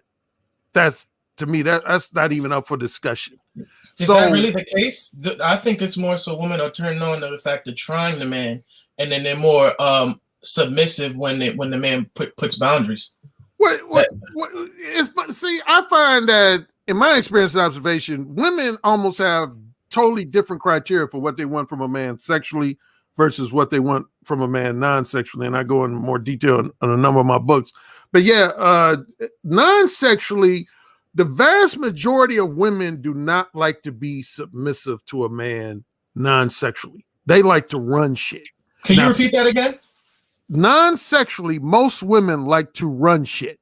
They do not want to submit to a man non-sexually.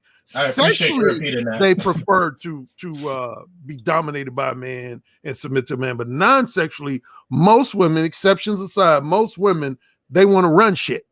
And it takes a strong man to prevent that from happening.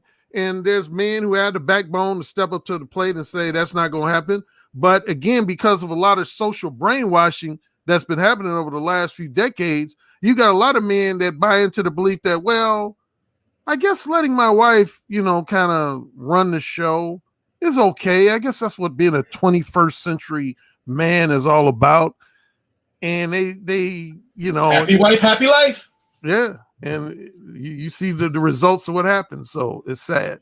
Yeah, I've experienced a woman. She was practically a card-carrying feminist, but she said sexually she wanted. She basically described she basically described some BDSM stuff that she liked sexually, but she was also a card-carrying feminist and wanted to run and do everything. So it's like some of them I don't know if to say they conflicted, but it's like they got two different brains. It's like part of them they want to be progressive and modern and all of that, but yeah, when it comes to sex, then they want to be dominated, but then they want to get up from the sex and then turn all that off and be in charge. It's like because the sexual component of them, that's tied more into their biological impulses. And biologically, women just naturally want to be dominated by a man in bed. They want to submit to a man in bed. Whereas the non-sexual component, that comes from, again, a lot of this kind of societal brainwashing and modern day feminism, if they want to call it that. And yeah, they believe, again, you got all these messages sent out through TV commercials, TV characters, movie characters, that men are now just bumbling idiots that have to depend on a woman to solve their problems. Like I love Ray Romano, for example, as a comedic actor. But if anybody watched Everyone Loves Raymond, come on, man. That show, his wife was constantly browbeating him. And people would ask me, they say, Alan, you don't watch this show on a regular basis? I say, I catch it every now and then, but I can't watch that show on a regular basis because his wife is always talking down to him, acting like she's more intelligent than him, browbeating him. And people might say on paper, well, Alan, it's just a TV show. It's just entertainment. Let it go. But that sends out a subliminal message. And men have the potential to adopt that and say, well, maybe that's how I need to act with my wife at home, like Ray Romano's character on Everyone Loves Raymond. Even Barack Obama, the president of the United States, leader of the free world, most powerful man on earth, while sitting next to his wife, he's like, "Oh, Michelle, yeah, she's the smart one." Like, I've heard him say that. I did hear. I ain't gonna lie. And I love Obama, but I gotta be real, man. Like even before he was elected president, because I'm in the Chicago area, so he was a Illinois state senator, and he used to always make those type of comments. He would say, "Yeah, I get a lot of props, but actually Michelle is the smarter one," and I would be like, "Why is he?" Is he just trying to appease her on camera? No, that's what society's comfortable with. He's not trying to just appease her. He's trying to appease women in general. Yeah, the voters and the public. He's trying to play to the whole thing that progressive, the whole liberal, progressive, egalitarian thing. He's trying to play all that up in his own little way, not just explicitly saying it, but trying to, express it through just his, banter or back and forth with his wife while the camera is rolling. But I tend to believe that somebody who's the goddamn leader of all men on earth is not just some kowtowing pussy. I tend to not believe that. No, you got to be. But let me hop in real quick and get some action on the topic. I got to get my light skin joke in before. Real quick. Hold on, ARC leave. Oh boy, here we go. Hold on, stay there, ARC. You got to take some light skin jokes. You go. Hold on. Okay. King Badongo in the building. He says not really to say nothing really to say. Just throwing some support. Happy Wednesday. We halfway through the week. Absolutely. Everyday Valet back in the building again. He says GMB said they describe a slave. It was some more super chats. I probably lost. I had to go pull up the thing to read them. Nope. Zero. I knew I saw zero. He says, it's like y'all forget everything that was discussed yesterday regarding power and the fact that women have it. Wow, the reset is real. I tend to make distinctions between the overall social political power and, I mean, we was talking about, I don't know what we was talking about that prompted you to say that, but I don't think we was talking about, I don't know, we was talking about relationships and pegging, and I don't know what part you came in on that, but anyway, go ahead, Fantastic. I hope he didn't come in on the pegging part. Well, no, I'm just gonna say, you know, it was like we were saying how it's a separation between masculinity and sexual desirability, and masculinity is divided up into, like, you know, the roles of a man, provide, protect, all that other thing, and then you have the sexual part, you know. And one of the greatest examples, one of the, you know, the best you know, all-time light-skinned niggas in Prince. You know, if you standing far from a distance looking at Prince's back, you'd think it was a little bitch. But Prince was getting all the hoes, even though he wasn't, you know, masculine at all. Like, you know, I mean, Prince was like, what, 5'5" or something, like 120 pounds soaking wet. So when it came to the physical statutes of it, or the attributes, he's not masculine at all. But due to, you know, whatever else he had, his personality and, you know, his esteem as a celebrity, he had all of the sexual energy, as far as the, what's the name, like women was, you know, you're like, damn bitch, you must be, you know, into messing with chicks, because this dude is clearly like a little chick. So yeah, man, it gets a separation of the whole parts of it when you're talking about masculine, as in, like, hey, this is a dude that you depend on, or you want to do something for you, like, you know, if your life depended on it. And then there's another dude that should be totally opposite of it, that you want fucking beating your back out. But at the same time, like I said, it's nothing better than a BABG, where, you know, it you know, it fulfills both roles. You know what I'm saying? The physical aspects of it, and then, you know what I'm saying, you motherfucker, you know, ripping a bitch motherfucking uterus out at the same time. I mean, you know, it's the best of both worlds. But yeah, it's clearly they don't come one and the same. Just because a dude has a lot of sexual masculinity doesn't mean that he has to automatically fulfill the role in the just the natural masculine frame or whatnot. I'm gonna really make myself sound like a old nigga, as Fantastic would say. I tell you, on television, since I was talking about television, one of the first changes I saw was, and most of the guys on the panel are too young to remember this, there was a show that came out in the late 70s called Three's Company, with an actor named John Ritter. And he was promoted as being this ladies' man, womanizer. But for most men in society, no one really looked at him as masculine. You know, because before that, all the TV shows had really masculine type Gunsmoke and Mannix and all these masculine dudes. And then this dude, John Ritter, came along. And then it's like, that to me was almost like step one in the TV age, where people start saying, well, maybe we should redefine what it means to be masculine. Because John Ritter's character was basically straight up a beta male. I wouldn't go as far as to call him effeminate, but he was very super beta. But yet, the show with Mr. Farley? Yeah, exactly. Yeah, Mr. Farley, with Don Knotts played Mr. Farley. And yeah, he was one of the first guys that I'd ever seen be considered. He was almost the antithesis of Sean Connery as James Bond, but yet he was promoted as being a ladies' man and a womanizer, and it left a lot of guys scratching their heads like, okay, why is this dude getting women in the show? How? But women liked it. Women loved the character, John Ritter's character. They loved him. And that show was always like in the top 5 shows in the weekly Nielsen ratings.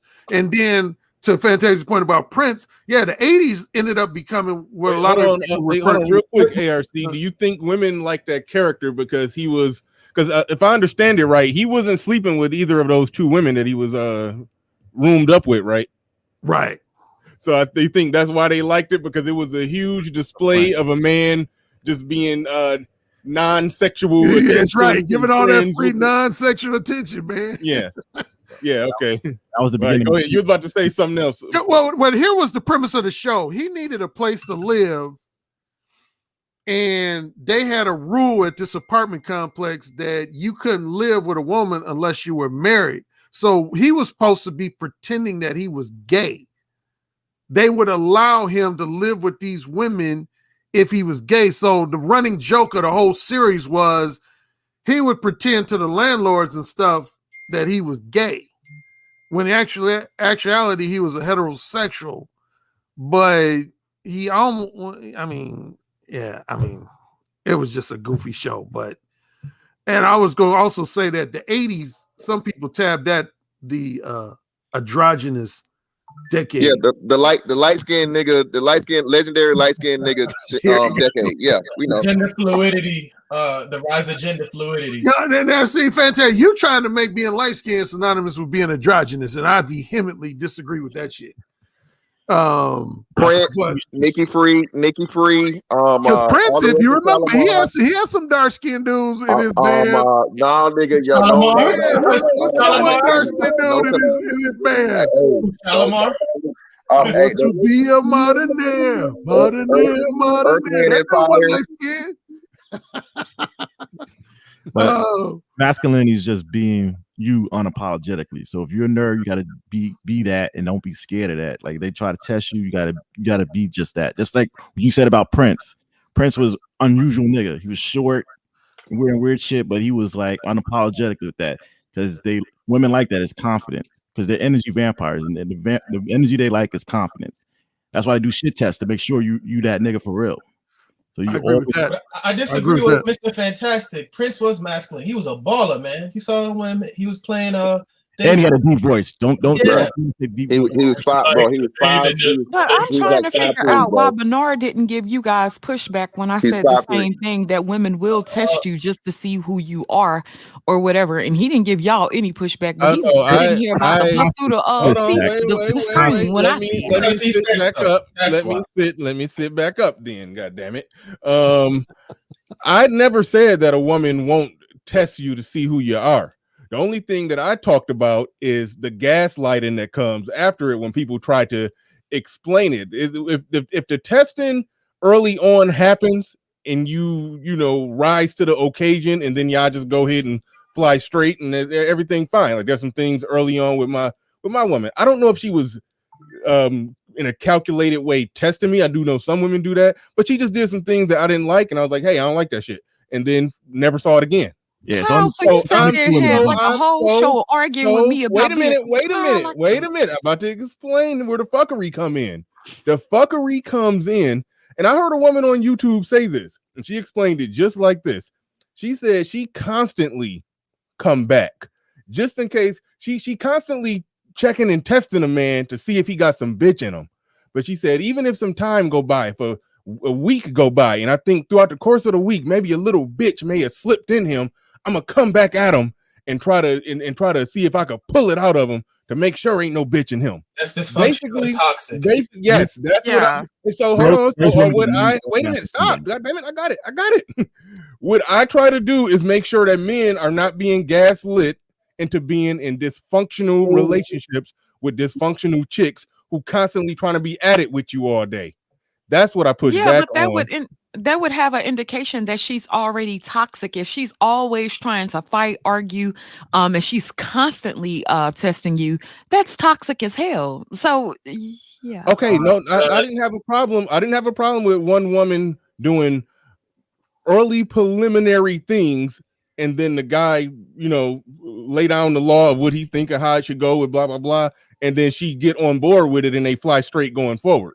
No problem with that. Now, Bernard, to that point, one of the first guys who talked about that in book form was the legendary pimp Iceberg Slim. He has a passage, I don't remember the exact dialogue, so I'll be paraphrasing, but he basically says in Pimp, The Story of My Life, he says, even when you're a pimp, he says, some people assume that your holes, once they fall in place, they permanently fall in place. He said, that's not true.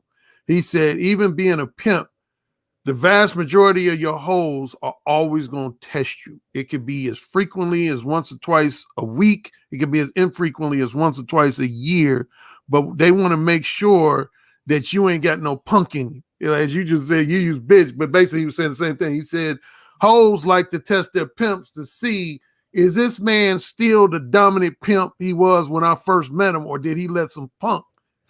But think about how crazy that is, because I don't know exactly how it works, but I'm assuming that pimp slap they hoes. So her desire to see if he got some punk in him is stronger than her aversion to not wanting to get slapped in the face. Exactly. So think about how dysfunctional this chick is, and then take that in that pimp and hoe situation and extrapolate that to abusive relationships going on. She's doing the same thing that the hoe does to a pimp. So what I'm saying to regular dudes who ain't pimps, who work a regular job and make money, I'm like, no, you don't have to be in there threatening backhands with out-of-pocket chicks who trying to constantly test you all day. Now, if it's that early preliminary stuff, I can rock with that. I can rock with a chick flying straight and then maybe some little small corrections here and there. But man, if you constantly at it, and then they try to tell you that, well, if you was just more masculine, if you was a better leader, if you was dominant, she'll be submissive. If you lead, she'll follow. If you was masculine, she'll be feminine. If you did this, she'll do that. Like, no, I don't like when men get gaslit. Leave that bitch alone. That's where I'm at with it. Oh man, let me tell you. Can I say this one thing though before you go, Alan. I feel as though there in today's time and at the time and day that we live in, there's a correlation between a woman's frequency of shit testing you and the more you upgrade her. So, for example, if you're just sleeping with her casually, there'll be minimal shit tests. But as you grow into again a girlfriend, there's gonna be more shit tests. And when you get married, it's gonna be even more shit testing. So that's why people do advocate in this space for pump and dump. And let me back you up, man. Don't upgrade her to a relationship status unless she's super submissive, and you got to put that day one. Like, listen, you want to be my girlfriend? This has to happen. You have to have rules. If she wants to she bugging you to be married, listen, this is the rules. This is what you got to do. See, a lot of you guys are upgrading these chicks, and let me tell you, when you put a girl in a relationship, you are upgrading her. Okay, you're doing her a favor, not her doing you a favor. Absolutely. All right, go ahead. What was you about to say, ARC? Well, first, now a new thing with Murphy. I had somebody ask me in one of my Patreon live streams. It was a personal question, but I went ahead and answered. They said, Alan, I know you say you don't like to be shit tested. Can I ask, does your wife ever shit test you? And I said, no. My wife has never shit tested me in our relationship, ever. Not even one time. But that said, what I was going to say, two quick things related to what you were saying, Bernard, and also what Sister George about how toxic it is. I had to do with my freshman year in college. There was this beautiful woman on campus, and I ain't gonna lie, I had a big crush on her, flirt with her all the time, but she would never, really reciprocate my interest. And then like 2 years later, I was already in a relationship, and we were talking one day, and she said, yeah, Alan, I think we could have possibly been a good couple, but I just didn't think you had what it took to keep me in check. I said, oh, what does that mean? And then she said, well, you just don't seem like the handsy type. I said, so in other words, you telling me I would need to beat your ass to keep you in check, thinking she would be like, no, that's not what I'm saying. Do you know, to my surprise, she said, yeah. And I knew her boyfriend. She dated this dude who used to whoop her ass on a monthly basis. She was like, yeah. She said, I'm from where she how people like to shout out there where they from. She said, I'm from Newark, New Jersey. And shoot, I'm a sassy mouth bitch. And if a man want to keep me in check, he got to put hands on me. And I was like, well, damn. Yeah, you're right. I wasn't the right motherfucker for you. Because if I got to beat your ass to keep you in check, then yeah, you ain't the one for me. And then related to that, a woman I'm close to, she just confided with me just a few years ago. Her father had put hands on her mother. And I remember, my parents were close to her parents, and it was kind of like this troubling news when it came out. But she ended up saying, she said, Alan, I'm going to tell you something confidentially. I said, okay. And she told me confidential. Here I am talking about it on the live stream, but anyway, y'all don't know her name. But she said, my mother deserved to get hit by my father. I said, really? She said, yeah, I was a witness to what happened. She would challenge my father. Like they would have some kind of minor argument, and then she would say, you ain't man enough to hit me. You punk. You ain't man enough to hit me, is you? You punk, and shit like that. I was like, really? And it totally changed my whole opinion on her mother, because, I used to respect, like, her mother was like an aunt to me. And I was like, damn, she used to talk to, Uncle so-and-so like that. And she was like, yeah, she would challenge, she would dare him to hit her. And a few times he was like, yeah, okay, I'm gonna hit you then, bitch. You keep challenging me, I'm gonna hit your ass then. So that's what some men have to deal with. They shouldn't have to, as you pointed out, Bernard, and everybody else pointed out. That's very toxic. I don't think any man should be in any marriage or long-term relationship where he feels like he gotta put hands on his woman to make the to maintain a relationship or marriage. That's just crazy. Yeah, it reminded me of the scene in The Dark Knight when after that semi truck or whatever the Joker was driving that flipped over, and he got out and he was standing there holding that gun, and Batman was on the bike coming at him full speed. Yeah. And Joker was like, do it. I want you to do it. And then Batman was, and then he just pulled off to the side. He couldn't do it. Yeah. And then once it's like the Joker, like he wanted to get Batman out of the character. Joker was willing to die just to show that he could make Batman kill him. Exactly. That's how they be acting. So Bernard, are you implying that women are clowns or agents of chaos? Is that what you're implying? Some of them can be. Yeah, some of them can definitely be it. All right. The brother P Dad in the building. He says Three's company was contrived. Dr. Tripper would have been slaying Janet if he could. With great skill, he was a dandy, but not a sissy. Prince was androgynous, but he was a freak. But I'm like, okay. I swear, I gotta silently read all the super chats before I read them. I'm serious. They be having me out here like Ron Burgundy, just reading what's on the teleprompter. That's interesting. God damn. Oh, that was classic. Man, all right, Sister George, you ever provoked a man to hit you? You into that? No, I'm not. Okay. All right, just figured I'd ask. Bullshit. Sorry. Just had to clear something up. Sorry, apologies. All right. You got hit. Did she hit you? Call the police. No, that was just me coughing of just, lies. Oh, okay. I was just making sure she wasn't over there beating your ass. No one's beating me over here. Sure. All right. The RX-O says, greetings, Bernard. Question for the panel. Why do women test men's masculinity when they themselves haven't proven their femininity? Your thoughts. I'll pass that one to Sister George. And thank you for that super chat and a good question. A woman tests your masculinity if she hasn't proven her femininity to you, and she's testing your masculinity, that means you was about to say some fuckery, then it's like you caught yourself. Go ahead. But well, no, I think you don't go ahead and say it. I cut you off. Go ahead. Say that again. If she is testing your masculinity, and she has not proven her femininity to you, and you're dealing with her, that means you're the bitch in the relationship. If she haven't proven her femininity, but she's testing your masculinity. Yes, and to me, I don't really. I'm not gonna say it wasn't a good question, but if you have a woman that has not proven herself to you, and you're the man, you're supposed to be ahead of the woman. Stay with me here.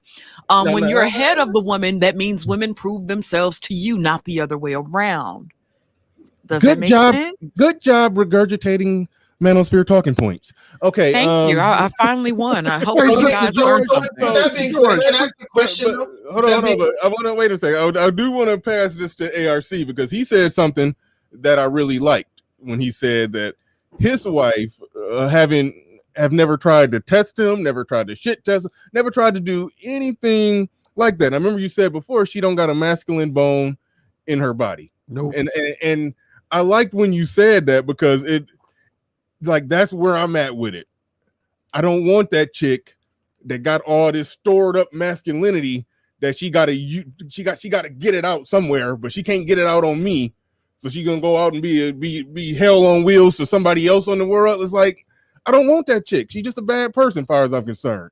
But what's your thought process and analysis on the question? What Sister George said, what I just said. I pass it to you, ARC. Well, I've generalized before on your channel, and I'll generalize again because I know there's exceptions to this. But I think when women were brought up with a strong, dominant father, and when I first met my wife's father, well, she had told me over the phone when we first started having phone conversations. But I mean, he one of them big NFL linebacker from Mississippi type brothers. And, she just grew up with a strong male role model in her family, and a lot of her uncles are, just really masculine dudes, Southern boys. And I find throughout my experience over the years that most of the women I've interacted with, again, I know there's exceptions here and there, but generally the most feminine women usually have fathers that are really masculine, really dominant, really strong. But when a woman grows up either at maximum without a father at all in the home or has a weak father in the home, then she tends to question, well, why do I need to submit to a man's authority?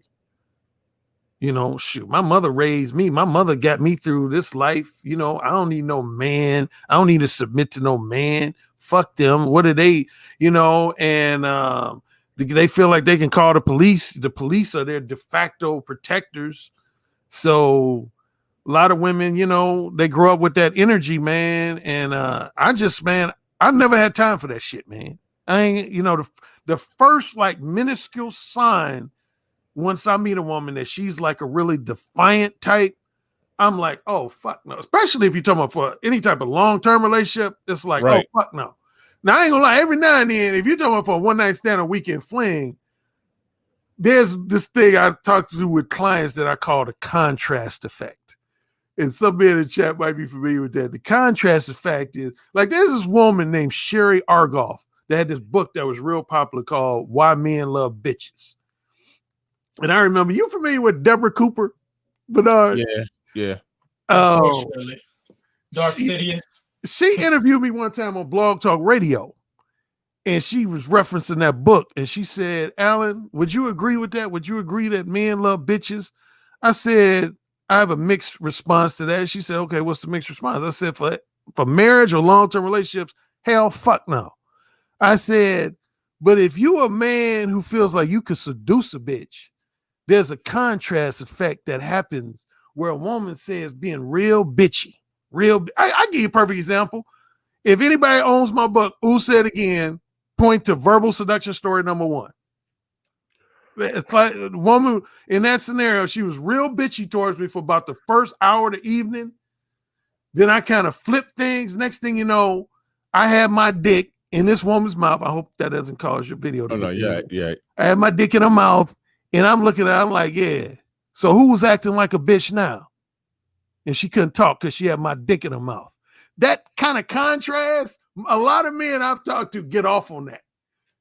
Seeing a woman be bitchy and then ultra submissive sexually because you fucking them or you got your dick in their mouth. I think that's why some dudes say they like a feisty chick. Yeah, exactly. I'm like, contrast effect. But I don't think anybody wants that long term. Exactly. You don't want to be dealing with all that fucking argumentative drama and shit. Yeah. I think men like feisty women because it reminds them of their mother and how they saw their mother treat other men. Why do y'all keep saying crazy shit? That's how. No, I'm saying that's it reminding them of their mother. How did that make a? No, I'm not condoning it. I'm just saying men are more comfortable with having a woman boss them. I'm talking about certain men. I'm not saying. Oh, I'm not justifying it. I'm just saying from an analysis point that men sometimes would want a feisty woman because it reminds them of their mother, men that you sometimes will pick women that are much older than them. It's more of they want a maternal figure in a relationship. That's all I'm highlighting. All right.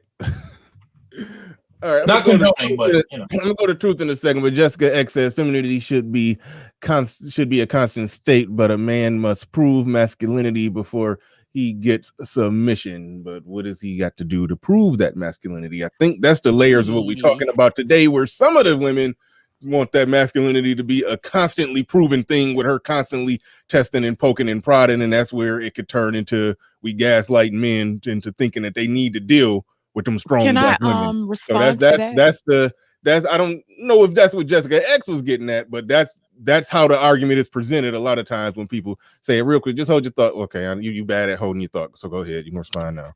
Well, I was gonna say that I think a lot of Western women kind of hold that thought process or that that thought process or whatever. I think other women of other cultures feel like submission is a thing. Like they're gonna be nice, they're gonna be sweet, they're gonna be kind, whatever, because that does attract men, and men typically respond to that. But I think other cultures of women actually offer submission before a man has to prove anything, and I think that's the difference between American culture, or excuse me, Western culture, versus everybody else. That's all I want to say. Well, Sister George, real quick before I drop down, you confused me. I always thought you said you were born and raised in Mississippi, but I heard you today say you grew up in New York City. How long did you spend in New York? Okay, I was in New York from when I was 6 to 13. Okay. And I was born in Mississippi. I moved to New York when I was 6. I moved back to Mississippi when I was 13. Okay, got it. Okay. Yeah. That brother P that in the building, he says if you want to see toxicity parlayed skillfully, watch Malcolm and Marie on Netflix. I don't know what that is. I might give it a glance just to see what you're talking about. Thanks for the super chat. Appreciate that. It's a reflection of the modern day relationships. That's what. All right, Truth. Thank you for your patience. I'm gonna pass you the mic and let you go. Actually, I'm about to go refill my coffee cup. I'll still be able to hear you. But go ahead. You got the floor. You got the mic. Oh, yo, what's good? So I wanted to say on the concept of femininity and masculinity, just from my perspective, it's like femininity is, so humans are a bimorphic species. What that means in layman terms is just that on a DNA genetic level, we have decided to split the roles of our species between the genders. So women are the reproduction, men are the survival. If you take us back to in a hostile jungle environment, an immediately easy way to imagine why these roles are necessary. It's only in the modern world they're being tested. I think it comes down to preference, and it comes down to a philosophy, because truthfully in the modern age, those roles are no longer necessary, they're just liked. And that's why I say preference.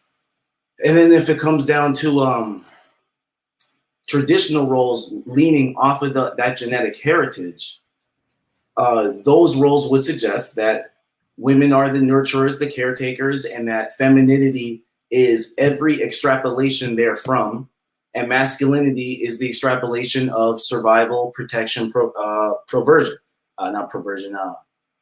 like going out and getting. And so it's like,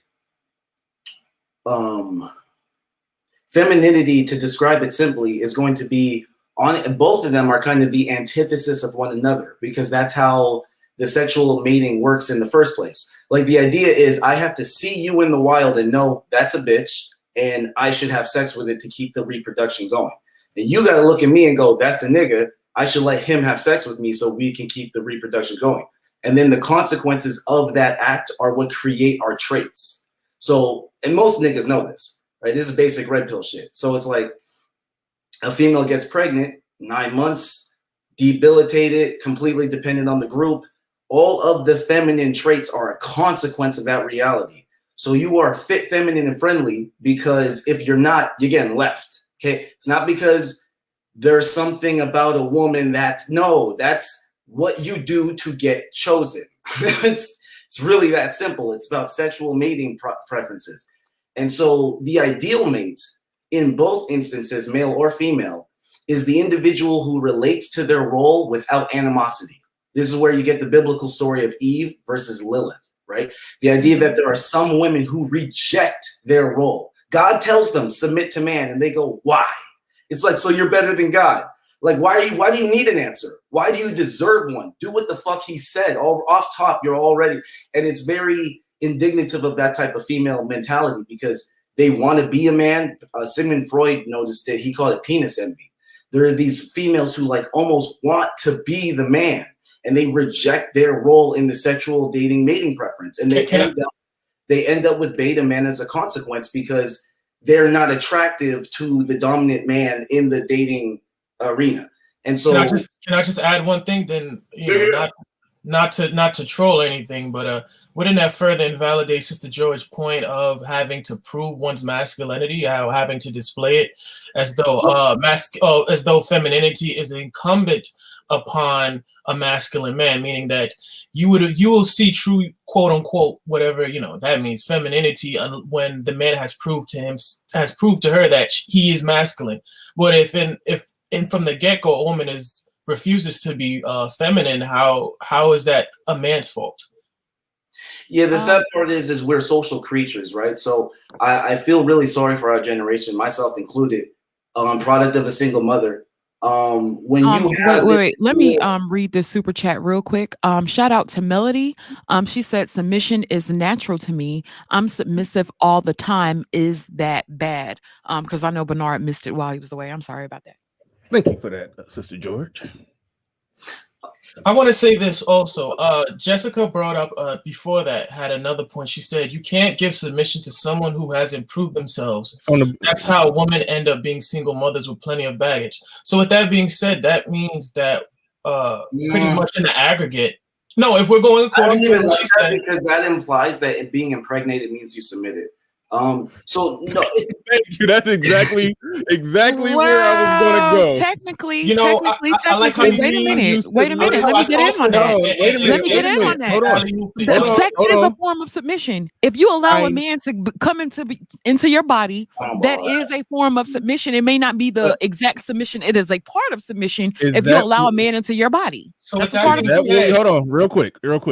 When people talking about submission in the context of relationships, they ain't talking about fucking. Fucking, that's the easy part. We know y'all can be submissive for however long it take a dude to bust a nut.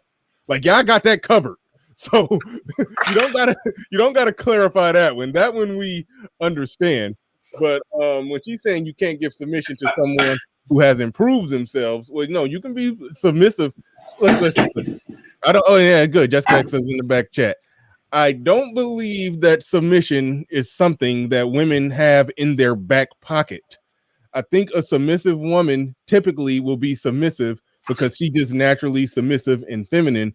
And whoever she ends up in a relationship with, for whatever reason she chooses to be in that relationship, she will tend to be submissive and feminine while in that relationship with him until she figures out that, whoa, this dude is driving us off a cliff. I can't be with him no more. I'm out. Yeah. But she won't be with a guy if she's a submissive and feminine woman. She won't be with a guy and not be feminine and submissive. It's either you are or you're not. That's my take on it. I know some people say it's a choice. Maybe a little bit.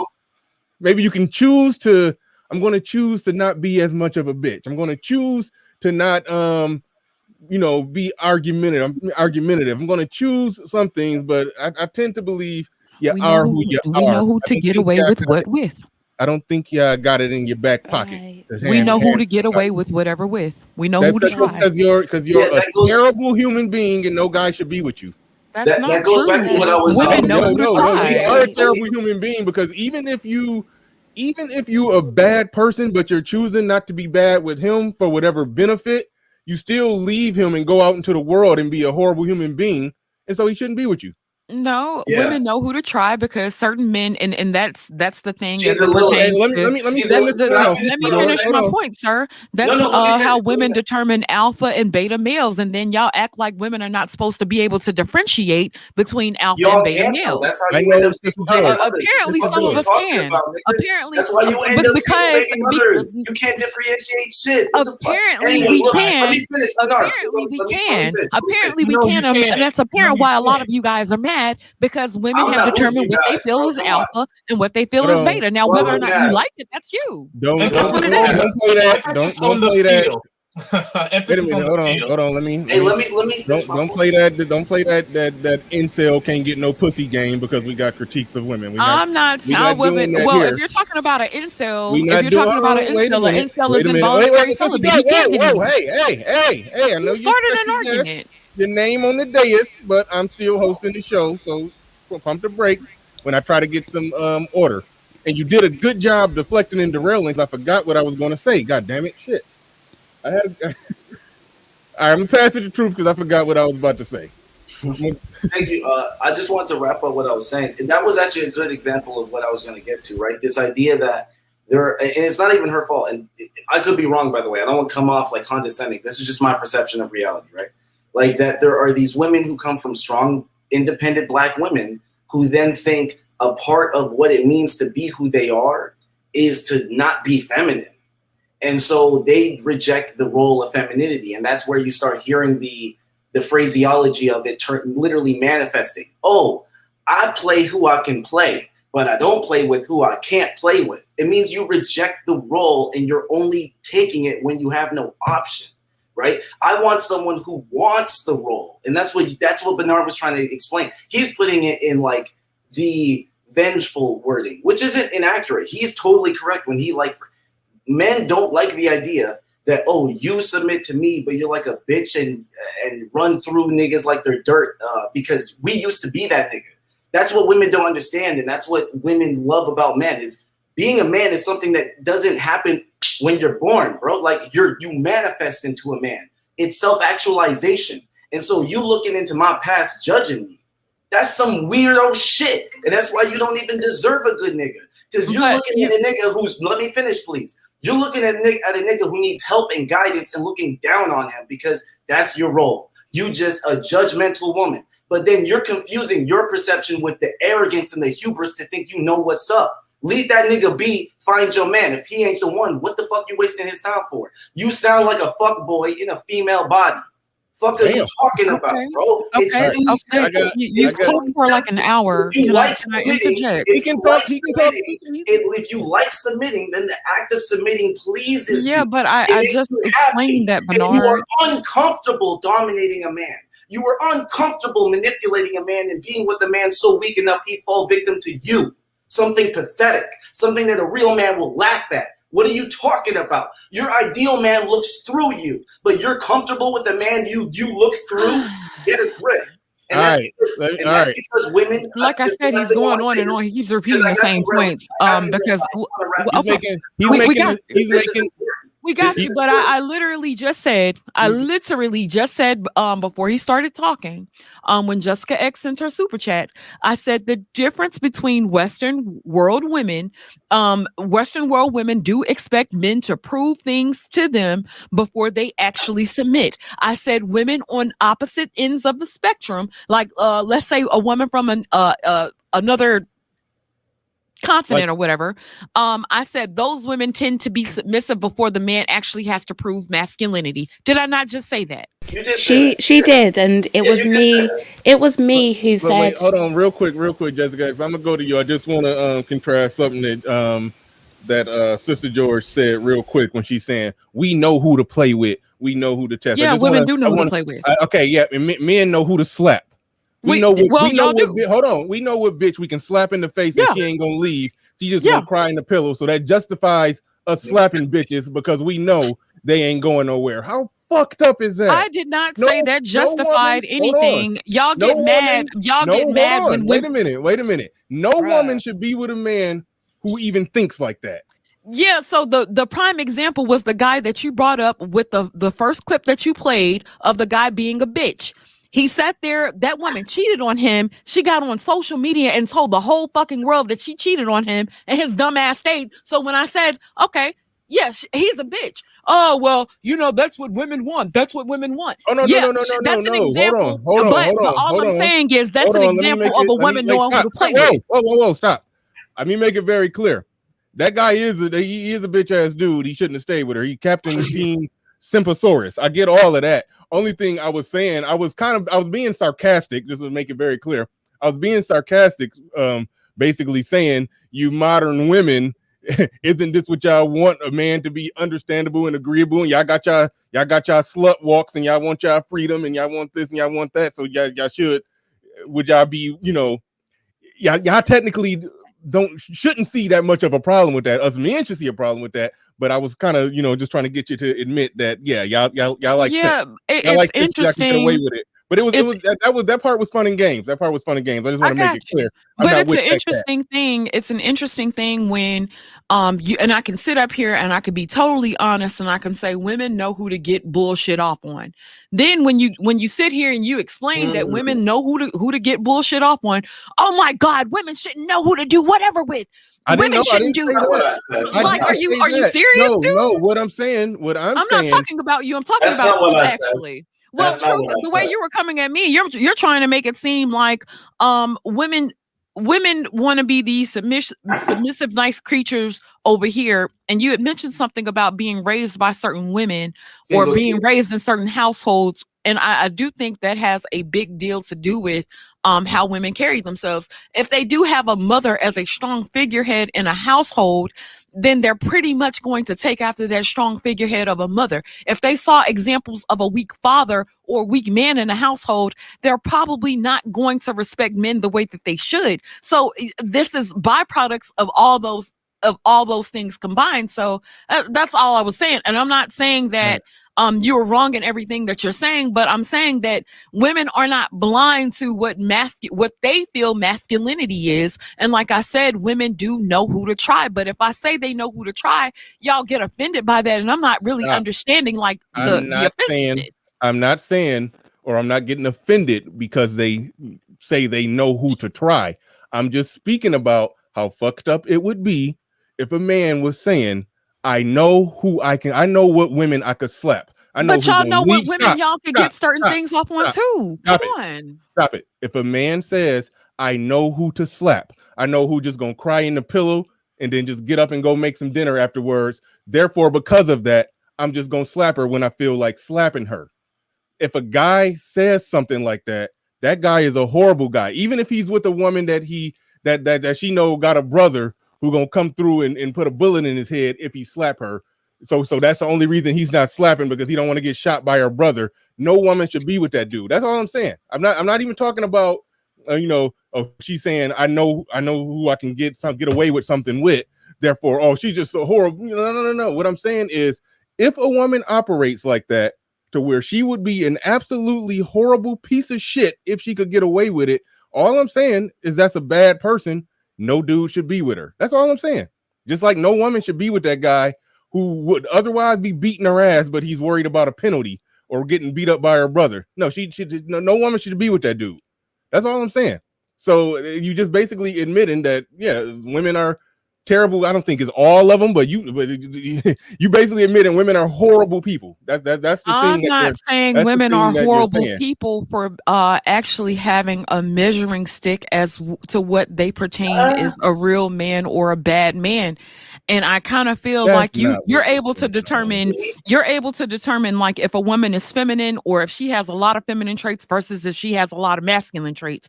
You have a choice that you go ahead. When you say you know who you can test, who you can get away with, you're basically saying we know who we can treat like shit. And therefore we treat them like shit. But whether or not you choose to treat somebody like shit is contingent upon whether or not you're a piece of shit. So what you are really saying, Sister George, that's not what I'm saying at all. Sister George, I am a not piece what I'm of saying. Shit. That's not what I'm saying. That's not what I'm saying. Let me make sure like I said, you get offended when women tell you they know who to play with. I don't get it. Hold on, I muted you. Hold on, I muted you. I don't get offended by shit. I'm just pointing out, following your logic, that you are a piece of shit. If you're saying we know who we can treat like shit, but whether or not you choose to treat somebody like shit is contingent upon whether or not you're a piece of shit. So what you are saying is that me, Sister George, is a piece of shit. No, I'm saying Bernard is a piece of shit. That's what you're saying. Thank you, David Johnson, for that super chat. I am going to pass it to Jessica S, because Jessica X sisterhood is showing today as well. So go ahead, Jessica. Okay. So initially, the super chat that I sent in, I said, femininity should be a constant state, but a man must prove masculinity before he gets submission, right? when I spoke about, because then Melody says that she's submissive to everybody that she meets.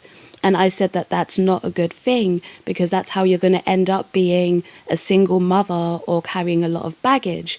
And you guys said that sex is submission. And so do you still agree with that? Sex is a form of submission, but that's not what we're talking No, I about. don't When agree we're at all. talking about, So, hold on, wait a minute, wait a so minute, hang on. wait a minute, I don't agree wait a minute, at all. At all. wait a Sex minute, can be wait a manipulation. minute. Sex Hold can on, be hold on. manipulation. Fuck out of here. And I hate the narrative that sex is not pleasurable for bitches. Y'all love sex. Fuck out of here. It is two people All having. right, you're moving So it's not on. submission. You're moving on All right, from the so hold on. point, right? Yeah, so It's not hold on, submission. wait, you truth, wait, hold on, you gotta chill. truth. Hold on a You've got to second. Hold on a chill. second. So, What did you say to him? Just next. so I said he has to chill because I have to, because I just wanted to I don't finish the know. point. So sex When you is a telling form him, of wait, no, hold on. I need to respond to your point. I need to respond to your point. Sex, yes, I agree, it's a form of submission. But when right. men are talking about women being submissive, that's not what they're talking about. A woman can have sex with a man without being submissive to him in the context that we're talking about. You could be an argumentative, combative, out-of-pocket, bitchy, disrespectful woman and still want to do the fuck your doggy style every now and then. That don't mean you're a submissive woman. All right. So sex is a form of submission, right? You just acknowledged that sex is a form of You submission. just pushed Control Alt Delete on everything I just said and moved forward. But no, because you expanded on your point and you gave you expanded, but ultimately sex is still a form of submission, correct? Yeah, yes, it is, but it's not the Right. submission that we're talking about when we're talking about No, women. because when I said that that's how women end up being single mothers, you said, but sex is submission. That was your answer. You can go back and check it. So you guys were saying that sex is a form of submission. I cannot give sex to every man I meet. I Of cannot course not. Right, and that's what I'm saying. You cannot submit your body and everything you have to every man that you meet. Okay, Submission Jessica. is something, hang on, when you give full submission, that is something that is reserved for your man only. How is your man special if you're giving submission to every single guy that you meet? Time out. Let me explain the fuckery. You are taking sex, saying this is basically what you're saying. You can't have sex with every man you meet because then you could end up pregnant with baggage and a baby mama. But what you did when you typed it, you replaced the word sex with submission and then tried to change it to you can't give submission to every man that you meet because you would end up pregnant or blah blah blah with the baby mama. Right. You're playing a semantic game. No. You replace sex with submission. If you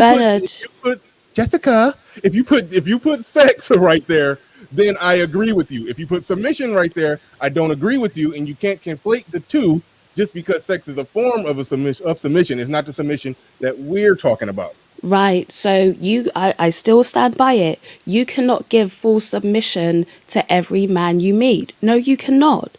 Somebody has to prove themselves before you fully submit to them. And that's how we've got in the situation that we're in today, because too many women have submitted themselves to the wrong guys. That's why we are where we are now. You have I agree that women can submit to the wrong guy. I can simply agree with that statement. If that's all you're saying, that there's a such thing as submitting to the wrong guy, that is very possible. However, Bernard, can I ask you a question? What? Can women identify simps?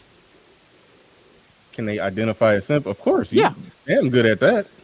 Okay. Thank you. Why is that? Why No is that further important? questions. Why is that important?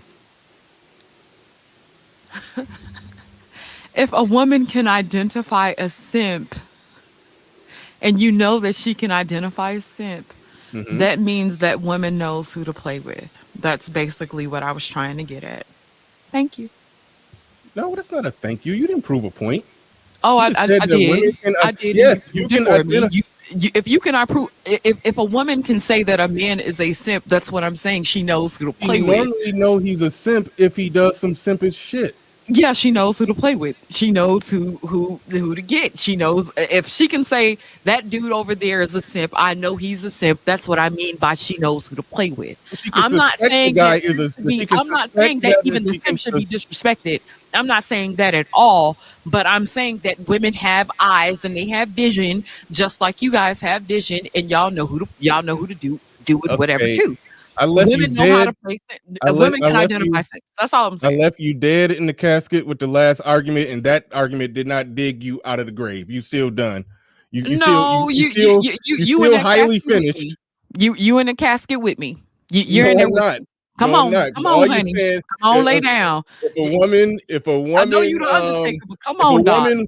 if a woman want to get some gifts or trinkets from a man, and she try to get some gifts or trinkets from a man without giving him sex, she find out right then and there he's a simp. She can suspect that, but whatever. I mean, so I don't see how that makes my point. All I'm saying is that if a woman is genuinely a bad person, she's going to do bad stuff. So you talk about it as if the natural zero default nature of a woman is to do bad shit to men if she I can get did away not with it. say that. I'm That's how saying you were that a talking about it. woman knows who to play with. If she is able to identify certain traits in a man, then she knows who to get away with certain things with. If she is able to identify you as a simp, then that is what she is thinking. She is thinking that you are less than. She is thinking that you are not as strong and powerful. She looks at you a certain way. So if she is able to identify you as a simp, then she knows that she can get away with certain things versus men that she doesn't identify as simps. That's basically Okay, what I I'm don't see saying now. what point that proves. I responded to that by saying, I mean, even though getting the man to simp a little bit isn't as much of a. We weren't even talking about just simple simping. You derailing. You're not making as good of a point that you think you're making. So I'm I making a don't better know. point than you think I'm making. I I promise you. don't Like, think I but when don't you think go back you're and rewatch making the show, you'll get it. I got you. I don't think you're making that good of a point. I I don't think I even am. understand. I disagree. A woman know when a guy is a simp. Like how is that like some groundbreaking revelation? Because you guys are acting like women. Okay, in your basic argument, you're saying that if a woman knows who to try, if she knows that a man is a certain way, and she knows that she's wrong for knowing that, I or didn't say she she shouldn't. was wrong for knowing it. Nobody Okay, said but she what was I'm wrong saying for is knowing it. a woman can know certain traits about you. She can know that you cry at that you cry about Lifetime movies, but she doesn't put your business on blast. She can know that What about is you you. talking about? Okay, you sounding crazy. No, you Truth, sound crazy because truth. it's like every time I All right. get to a point, you're well, No, that you muted. All right. Truth. Okay, let me do some super chats. Bernard, and I mean, you said Bernard ain't going. King Dodundo in the building says Bernard ain't going. Nah, I ain't going for this bullshit. All right, shout out to you. Zero dropped a super chat that I can't see right now. So hold on, give me a second. Give me a second. I'm gonna pull this back up. Hold on, mute. Jessica, I think that's you with the background noise coming from Is it gone? It's my gain. Is it gone now? Yes, it's gone now. It's gone now. It was a couple super chats. Let me open them up and look at it. Jockey's retro should big or small D. Okay, I don't want to talk about dicks. I really don't. Yeah, we've zero. He says now available with open marriage. Oh shit. Penile inversion surgery. Your open relationship, short, long term marriage will flourish when you opt for the medical procedure to help you realize your full cuckness in the relationship. Zero, I actually thought you added something profound to the discussion. Thank you for that, Zero. We needed that. David Johnson said his last super chat was a mic drop, so let me go ahead and read that one.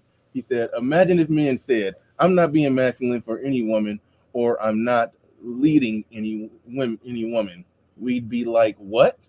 But that's exactly what they say and do in regards to femininity and submission. That's how you know it's manipulation." I agree. Here's the thing though, Thank you, Bernard. Melody, for the super chats. And I've been missing Melody super chats all day. She says, "Thanks, Bernard. That's what I was saying." Oh, absolutely, Melody. You're always right, Melody, because you're very agreeable. Not just playing. Here's the thing though, Bernard. I said that Bernard. femininity should be constant as should masculinity. Both of those should be constant things. That's not something that you give to someone or you don't give to someone else. That's something that you should have consistently. But people are disagreeing with me saying that somebody has to prove themselves before they get submission. But we speak in this space constantly about how women should avoid certain guys, how women shouldn't be submissive to certain guys. If a guy isn't productive, if a guy isn't on his purpose, we talk about not Now you're submitting to conflating be Pookie. submissive and be in a relationship, just like you conflated sex and submission. But you agreed that sex is part of submission, right? Yeah, but you don't have to be submissive in order to have sex. What I'm Right. saying, And the physical so act of sex, is submissive because you on your back with your knees on your shoulder or you're bent over. It is a form of submission, but it has nothing to do with actual full blown submitting in the context of submitting in a relationship. obviously not in a relationship, Bernard. I mean, if you're in a relation, you shouldn't even be in a relationship with someone that you don't see yourself submitting to. What is the point of But the that? That point goes without here's the saying. deal. But so many women do. Right, and that's what I'm saying, that you shouldn't be you shouldn't be in that situation. So we're both saying the same thing, I think, now from different Okay, angles. I get it. yeah, but no. The only difference is, aside from you replacing certain words with other words that don't necessarily go in the context of the sentence. I think the biggest problem that we're having is that it seems as if you're talking about submission as if it's um something in your back pocket that you can give. Like I don't think I I think you either are or you're not. And I think why you choose to be in a relationship with a man is separate from whether or not you're going to be submissive while you're with that man, because many women are submissive when they're with the wrong man. They'll be submissive when they're with the right man. Many women are combative bitches with the right man. They're combative bitches with the wrong man. So I think a lot of that is contingent upon who you are as a person. And it's a lot of women who they're just not feminine submissive women. And I don't think that if the man does the right masculine magic trick, that he's going to make her go through a metamorphosis and turn into something that she's not for the course of a long-term relationship. Now, ARC talked about how temporarily you can get that out of a woman. Temporarily you could boss up on that woman and get her to bend over for you or put or suck your dick and all of that. Yeah, I get that. I know that. I understand that. But overall, people are going to be who they are. So I don't want to gaslight men into thinking that if they did this, did that, that this woman that's out of pocket is going to all of a sudden, act right. She got to come, just like ARC said. His wife ain't never tested him, or he never got out of pocket with him, ain't never done this or done that. He said she don't got a masculine bone in her body, and I tend to believe that's how she operates and that's how she is. I He know. didn't have to Okay. transform her. So this is why I came up to explain, to actually give some context to what I'm saying, because I get you that, and I agree that some women are submissive just by nature, and some women are more masculine, right? Okay. You can be a woman that's submissive by nature. So you're a submissive woman, but your submissiveness can get you into trouble if you're choosing to submit to the wrong guy. If you're choosing So to be with the there's wrong guy. yeah, exactly, and that's what I was saying. You Okay, so can't yes, you so early can't stage selection process, making better choices in who you be right. with is the question. But Right. but you smuggled Obviously in that if you're in submission a is in our back. relation But hold on, but you no. smuggled in the submission is in our back pocket if you do the right masculine magic trick. No, what that basically means, my message was more to women than men, right? My message was more geared at women. And that's that if you are submissive, you can still go wrong by being submissive to the wrong person. That I can agree. lead you down a bad road. And so you have to make sure that you're being submissive to the right guys as opposed to the wrong guys, because that's what we're seeing today. Too many women are choosing to be with the wrong guys. And so that's something that has to be corrected. But if you're in a relationship with someone, obviously the fact that you've got into a relationship means that you should be submissive. If you're not looking to be submissive to a guy, you shouldn't even be in a relationship with him. I mean, that doesn't even make sense to me. Well, yeah, I see why it wouldn't make sense to you, but the fact of the matter is, plenty of women get in relationships with no intention on submitting, regardless of who the hell they with. So that's the factor in the equation that I'm highlighting. Logic Spirit in the building says Sister George saying women know is against Jessica X saying they don't know, and that's why they have baby mama problems. They I don't even know if what? I exactly follow what Ty City is saying. I'm a little. I don't know what he's saying there as well. They I think don't know who to be submissive. Like they don't know who to be submissive to. Okay, Zero says this is for Truth Haircut Fun. Shout out to I know, Zero. nigga. Shout out You to nigga Zero don't know. with the jokes. Most women submit in relationships except black women. Mr. Shane Vicious, thank you for the super chat. David Johnson back in the building says women should not submit to all males because all males are not men. But if she fucking him, then she needs to submit. Cause how is giving your body and risking an STD less important than submission? All right. Right. You can't submit to everyone. You can't. Yeah. But Okay. the thing is, and like I said, I think what other cultures have, and why our men are, excuse me, why Western men are running to other cultures of women, because those women do have a natural form of femininity and submission.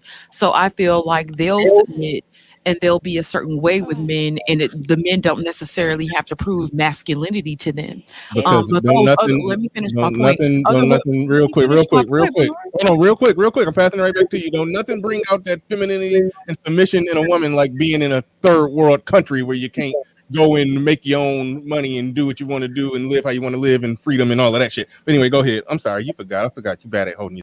You Anyway, remember? You remember? but I was getting at the point that that's why a lot of our men, or excuse me, a lot of Western world men are running to other continents, because those women are under certain laws, and those women do have a natural form of submission and femininity. I was going to also say that American women and Western culture women also submit to what they deem sexually attractive. They'll deem to what they find attractive. They'll submit to what they find attractive versus what might actually be good for them. So they'll play to their own sexual urges before what's actually important. So All here's right. what I was So going to they're say. I think We I want to go realized to hold just on, Jessica. We do got to go to Game Changer. You've just been quickly, just playing on for a Sister while. George's never point, got to just go. quickly, please. Quickly, All just right, quickly. you got 3 seconds, Jessica. So I All think right. I realized the difference because you guys are talking about relationships and I'm talking about in general, right? Because if I'm just submissive to every guy that I meet, of course, in a relationship, yes. But if I'm submissive to every guy that I meet, I go to a bar and submission means effectively yielding to somebody else's authority or their leadership and doing what they want. That's submission. I can't go. Imagine I go to a bar and a guy says, I want to sleep with you tonight. I'm meant to go out and sleep with that guy. I'm meant to go and give that Oh to every no, guy. nobody was saying So that. now I understand because you guys are talking in the context of relationships, whereas I'm talking in general that you can't do that. I think it's a given that you should be submissive in a relationship. That's just basic knowledge. Yeah, that's okay. Yeah, but it's technically it's not a given. But I I got got what you're saying. It Truth, should I be a know you wanted given. this. I know, but It should be a given. It should be. It's but not, but it should be. I, Truth, I'm gonna go to Game Changer, man. I know you wanted to jump in, unless you can be 15 seconds. I can make it short, 30 seconds. 30. I'll give you 30 seconds. Go. I appreciate it. All I wanted to say was to the idea of like some women are good, some women are bad. Why would they want to do that? You're saying all women do this, and that means all women are really bad people. I actually think that's true. I think most women are being raised in a culture that is narcissistic, and it's actually normalizing narcissism, the vanity, the obsession with self, the ego, the self-delusion, the delusions of grandeur, the willingness to cut one's nose off to spite their face, so to speak. The embracingness of toxic nature that's becoming mainstream, where hot girl summer, just the idea that I don't need to be a compassionate human being that has morals and ethics. I can be a scumbag, and it's a good thing. These are becoming associated with feminine culture in the Western world. So it's like women are preaching narcissism. They're literally preaching narcissism. So yeah, most women are shitty fucking people. Like shitty fucking people. Whole ass, whole cloth, bad. And that's why she didn't realize how nasty it sounded. I also noticed she wasn't saying she did that. She was saying she knows other women do that. But if we're keeping it 1,000, I bet she did that in her past. No bitch can tell me otherwise. You definitely take advantage of niggas who don't know any better, and you can't tell me otherwise. But the difference is I don't have anything to prove to you because I don't care about who you are or what you want me to be. All right, we're gonna leave it there. We're gonna leave it there. She didn't confirm. He's great. She didn't confirm. I treat him not. great. All right. Melody says, I can't help that I'm naturally submissive in all of my emphasis on this word relationships. She wasn't meaning be submissive to the guy at the bar to say, yo, Bernard, what she said earlier was that she's submissive to everybody that she meets. And so that's why I gave her the response that I did. But she explained that she meant relationships. I was talking generally. I think I assumed she meant relationships. Okay, cool. All right, that's cleared up. We done with that part. All right. Game Changer, you got the floor, you got the mic, and I'm low-key mad at Game Changer and Obsidian for coming through this late because I was trying to be strict to my 3 hours and get in and get out today, but I don't know if that's gonna happen. But I do got somewhere to go. But go ahead, Game Changer. You got the floor, you got the mic. Okay, thank you. So I think that men should really pay attention to when a woman is not submissive.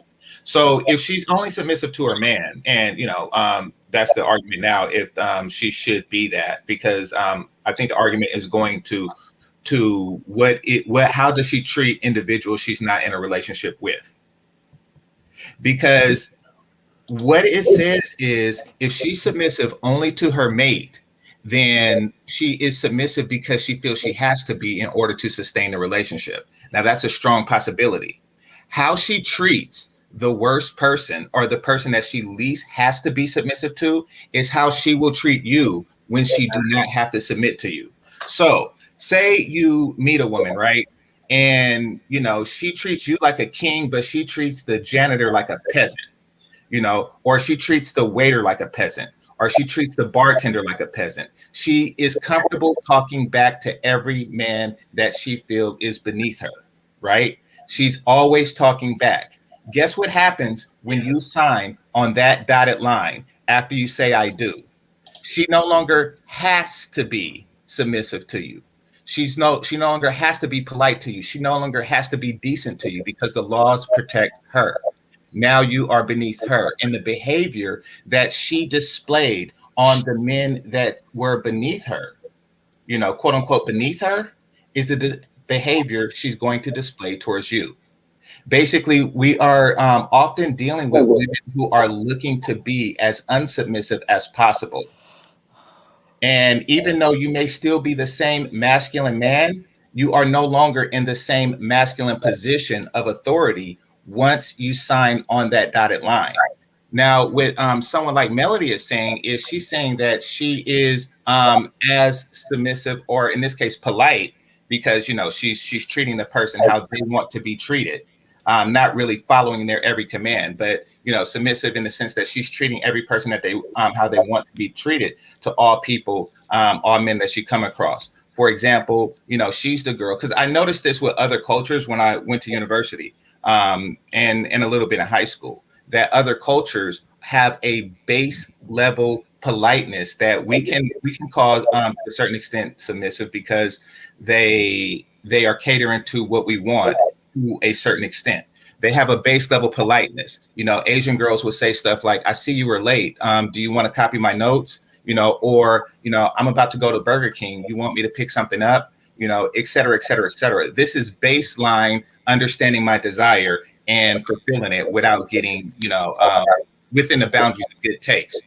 So I think fellas must pay attention to how your woman treats men that she is not in a relationship with. Chances are that's how she'll treat you once you are married in a non-state sanctioned marriage. Again, right. I think that's not submission, though. I think that's basic respect. That's basic respect, and you should treat everyone with well, a yeah, level of it's respect. to an extent. But that's It's not to an submission. extent. I mean, I know what you mean, Jessica, but I'm saying what Melody meant. Because we're clarifying, and sometimes it's hard to get the full context in just a small, comment. So I get you. Yeah. Yeah, and I agree 100% with Game Changer. I was saying that earlier about the waitress thing, that if they treating the waiter like shit, like you can tell a lot about somebody about how they treat people that they think are beneath them or that they don't need or stuff like that. It's like, even if she's acting right for me because she thinks that I'm masculine enough, but everybody else she hell on wheels to, it's like, no, you're a terrible person. I don't know. No man should be with you. That's where I'm at with it. That's what I said earlier with Game Changer. You put it my bad. very. Oh no. You put it very well. You said it better than I did. So I was shout out told to that's you. a good test, actually, to see how people treat people like waiters, Mhm. and just Yeah. those who generally Yep, and people would think are beneath them, and that gives you an idea as to their character. Yeah. No, it doesn't give you an idea to their character. Watching them over long period terms gives you an idea of their character. People get on the internet every day and they watch this type of content, and women come over here. And we're able to regurgitate this type of content. We know that you We know guys you do it. yeah, so and that's my point. If I know that you guys watch certain things and I know that these are certain cues that you're looking out for, yeah, yikes. Manipulation is just very easy. But watch a person over a long period of time, that gives you a gauge of who that person really is. Not because they're nice to certain people at certain times when they should be. Not because she wears a dress and she talks feminine and she's soft. That doesn't stop her from manipulating you. That does not stop her from being a bitch down the line. Only patterns of behavior show you who a person really Okay, is. so basically you just said everything that we said, but for a longer period of time. Yeah. You agree? And I agree with Sister George. If you're talking about, I'm going to be honest with you. I've taken advantage of a man before, but I've always been nice to waiters. I've always been nice to wait staff because I've been in their position before. But yeah, that never stopped me from being a bad person, and never stopped me from being manipulative within the confounds of a relationship. But I'm always nice to people because I feel like you should just always be fucking nice to people. What the hell, you know? Well, Sister George, I do agree that time is always the best test for behavior, because it's kind of like it's an act. A woman can place an act, and kind of like if I were to pretend to be a thug, time would tell that I'm not. If she, no matter how good of an actor I am, time would tell that I am a nerd. So I wouldn't be able to hide that about me. So that is the best indicator of anything, of any character flaws, of compatibility. So yeah, I agree with you on that. But this is one of the things that you look for in that time period. All right, we about to both pass. got good points. Oh, okay, my bad. Yeah, we got to go ahead and pass it to Obsidian. Go ahead, you got the floor. You got the mic. Hey, what's up, Bernie? What's Listen, going man. on? What's up, everybody? All right. So I guess the problem I'm having with this, okay, this conversation is really just a continuation of what happened last year.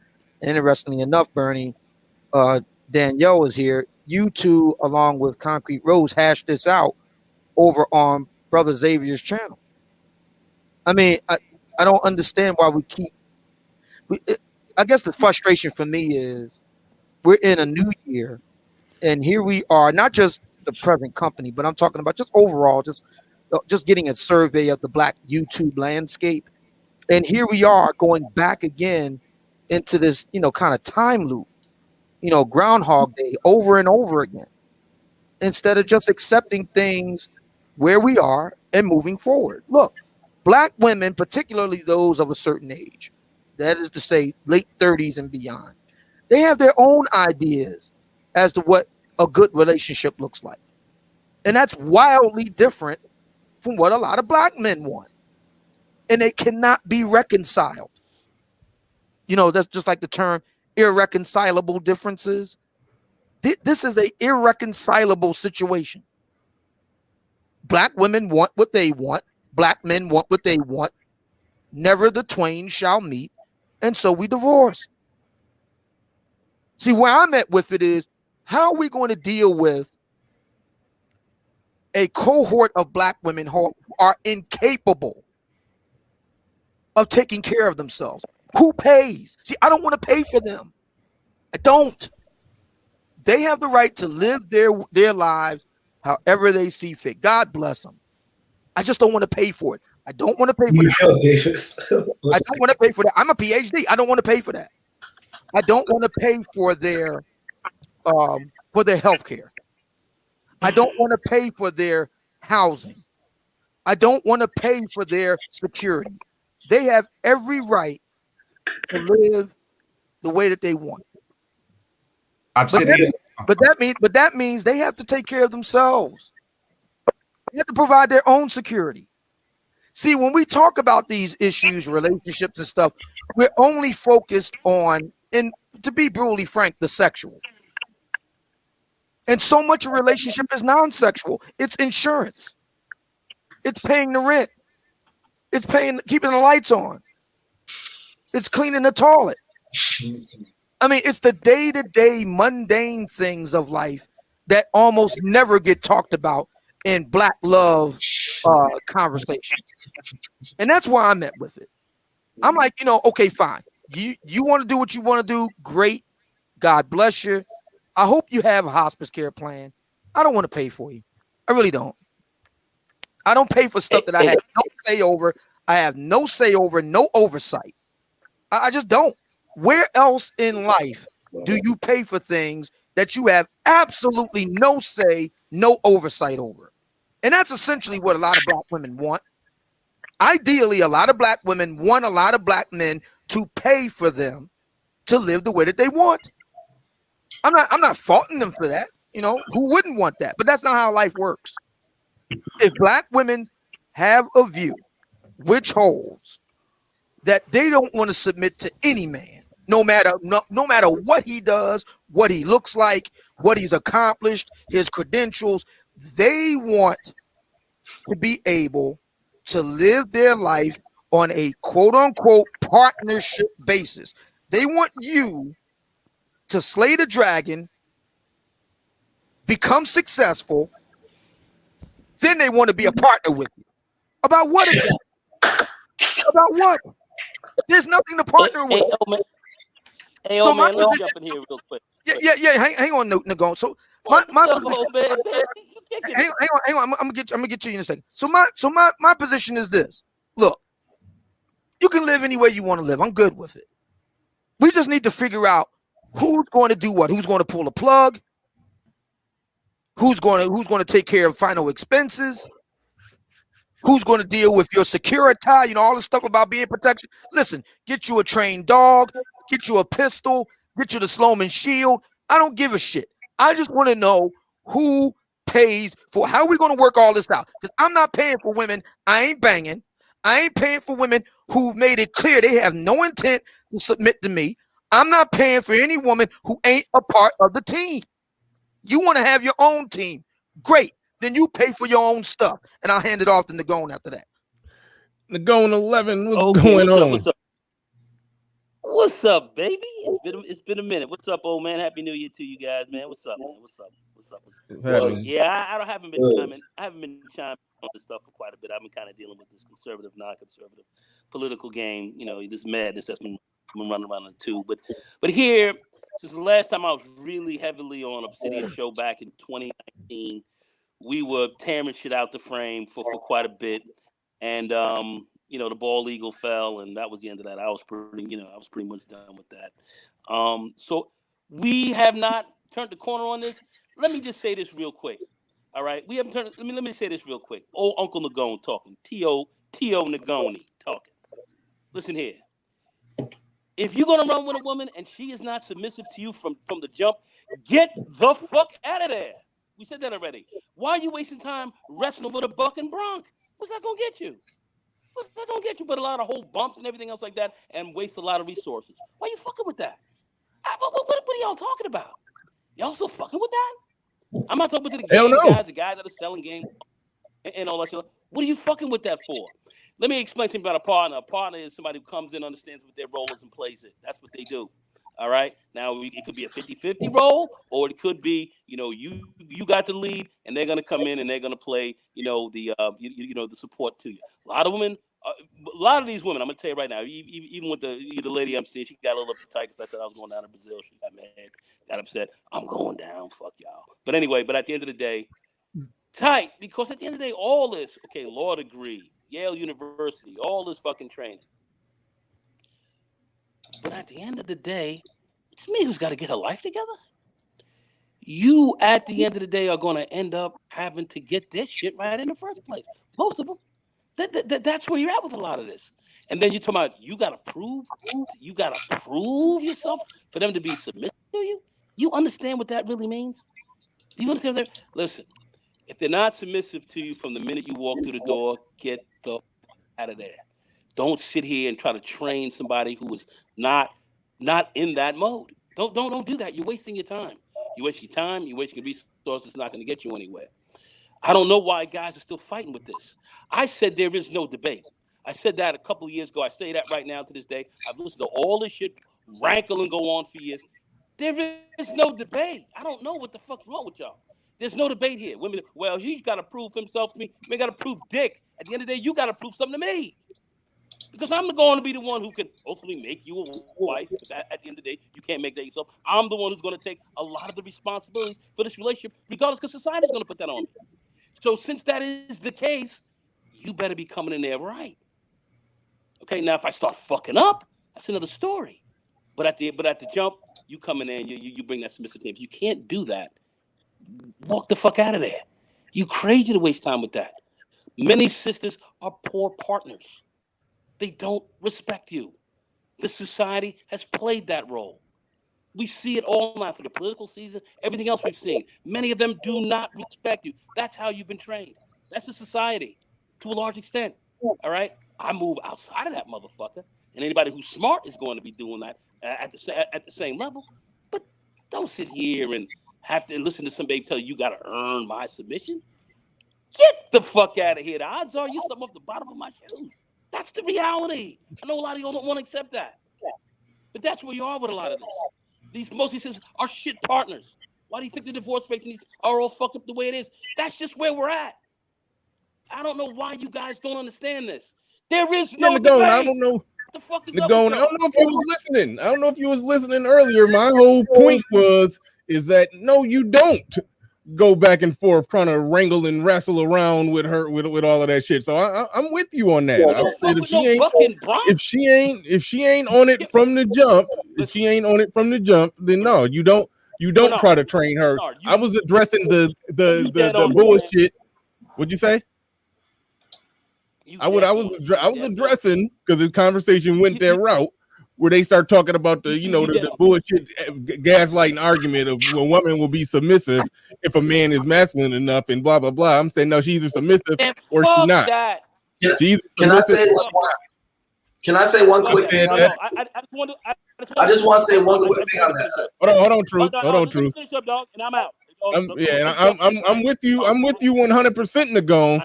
Only thing I do, I address the bullshit arguments and show that they bullshit. But I'm with you 100% on that. Okay. Well, the bottom line is, all right, I didn't hear all of that, but I'm sitting here listening to guys still talking about submission. You ever see these horse these guys who the Bronco riders or whatever? They riding this bucking fucking horse. A lot of these guys get thrown off, broken bones, all kind of shit. The fuck up out of here, man. I'm just saying there's no reason for that. If you're on your purpose, you're working, you're on your game. If you got a woman that does not come to you submissive, kick that motherfucker to the curb. Do not look back. Keep it moving. If you were sucker laid over some pussy, and that's the only thing that you're a slave to, then you finished. You highly finished. A man doesn't become a man until you have been able to master your dick. That's what a man is. That's what a man is. A man is a man who has mastered his dick. Okay? And then once you've mastered that, then you are a man. Then you can move about the world responsibly. That's the fucking reality. My grandson, 11 years old, going to be 12. Yeah, Grandpa, I was listening to over here these gold diggers. My daughter's on the phone, and then my grandson, he said about the gold diggers, and then my daughter's like, he doesn't know what a gold digger is. Yes, I do. And he started breaking down what a gold digger was, and I said, where do the gold diggers belong, Christian? Oh, the gold diggers, they belong to the streets. Fuck that. Hell with that. They belong. And I'm like, Kitty Z is on this. And then I got these old niggas running around here talking this shit, trying to game with these fucking hoes. Get the fuck out of here. Keep it moving. Keep it fucking moving, man.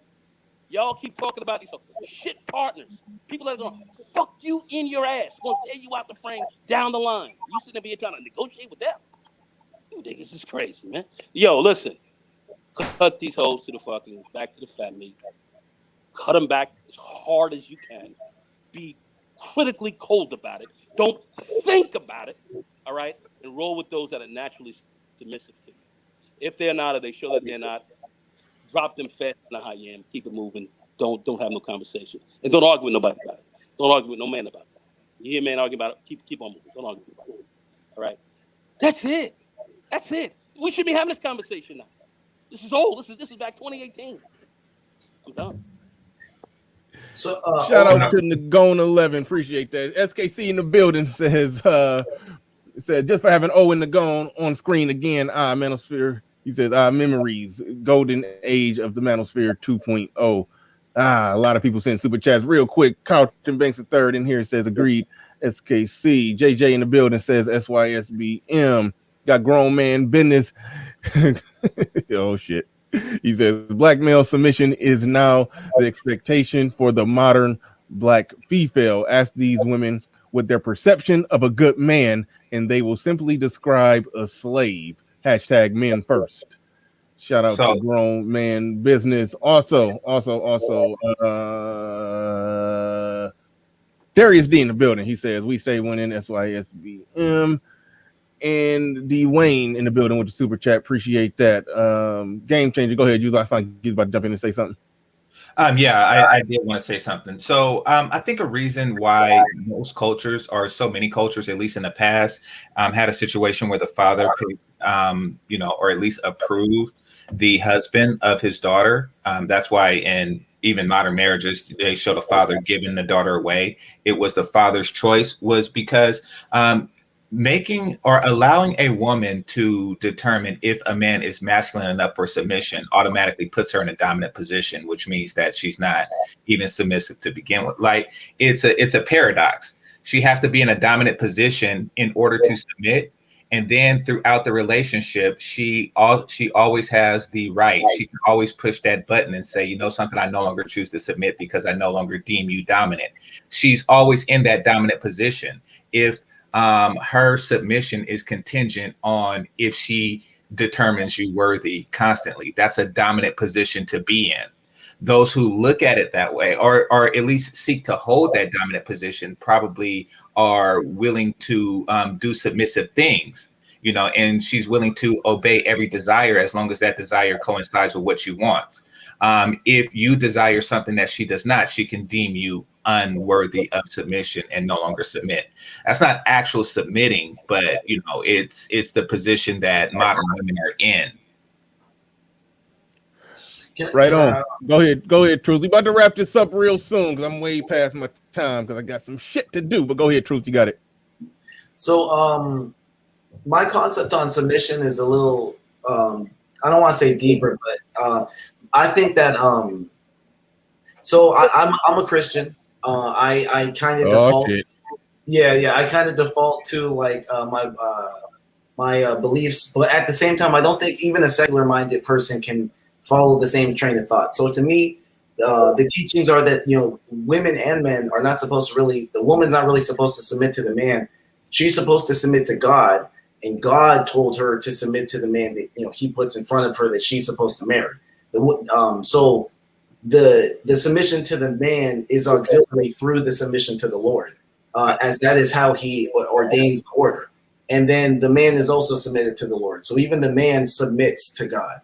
And then why this is important is because God, in this context, is an entire philosophy of what a relationship is, what your life is supposed to be, etc. So when you're submitting to God, you're submitting to the ethos. So why I think a secular-minded person can follow the same train of thought is now we can develop an ethic or a philosophy. And so I think a woman should, like if I have a daughter, she's probably going to submit to my authority as her father. And that is what she's submitting to when she is educated and knows how to submit to a man. As humans, we're not often submitting even to each other, but ideals that represent and guide our relationships with each other. So in the secular form, I would say you want someone who is submitting to a moral ethic, a philosophy of sorts, because that will guide how they control their behavior. People who don't have ethics, people who don't have morals, as has been said, they will manipulate, they will con. It's nice enough, don't get me wrong, it's nice enough to have someone who's simple-minded and submissive and feminine naturally. But it is a greater step beyond when they actually have a philosophy for why they're this way. They're like this naturally, and they understand why. It's like someone can be naturally a good person with no real reason, or they can be a natural good person and have a huge philosophical understanding behind it, right? And that's what being human is. It's being conscious. It's being aware and intelligent. The more conscious you are, the better. So it's like the more aware of yourself and the more of a structure and system you have in place to guide you, the better. And so in the religious sense, again, females submit to God, and he tells them to submit to their man, and the man submits to God, and God uses God's dominance to lead the woman through God's will. And then into the secular world, the woman, in my opinion, should be submitting to a philosophy and ethic that guides her actions and behaviors, right? Because even if she's not faux submitting, who cares if she's a naturally submissive chick, if she's just like the average human and lets her emotions get her out of control? It's like, we as men understand what I'm talking about. Your philosophy, your ethic, that's what disciplines you. That's what holds you to a standard. So it's like they need to submit to that before they're even submitting to me, because I don't trust that. Because even if they mean what they say, how can I trust them? That's like if a recruit comes to you and you're a military sergeant, and the recruit comes up earnest, I'm willing to do whatever you say. It's like, you don't have an ethic. You don't have any integrity. You have no constitution. You can run your mouth all you want about how you want to be a great soldier, but you aren't a great soldier. You're just someone who has the idea of being one. You actually have to build that integrity, that structure, that constitution, whatever, that framework, and submit to that framework. You got to put something above you. You got to put something bigger than you and submit to something greater than you and live up to that cause. I want to say.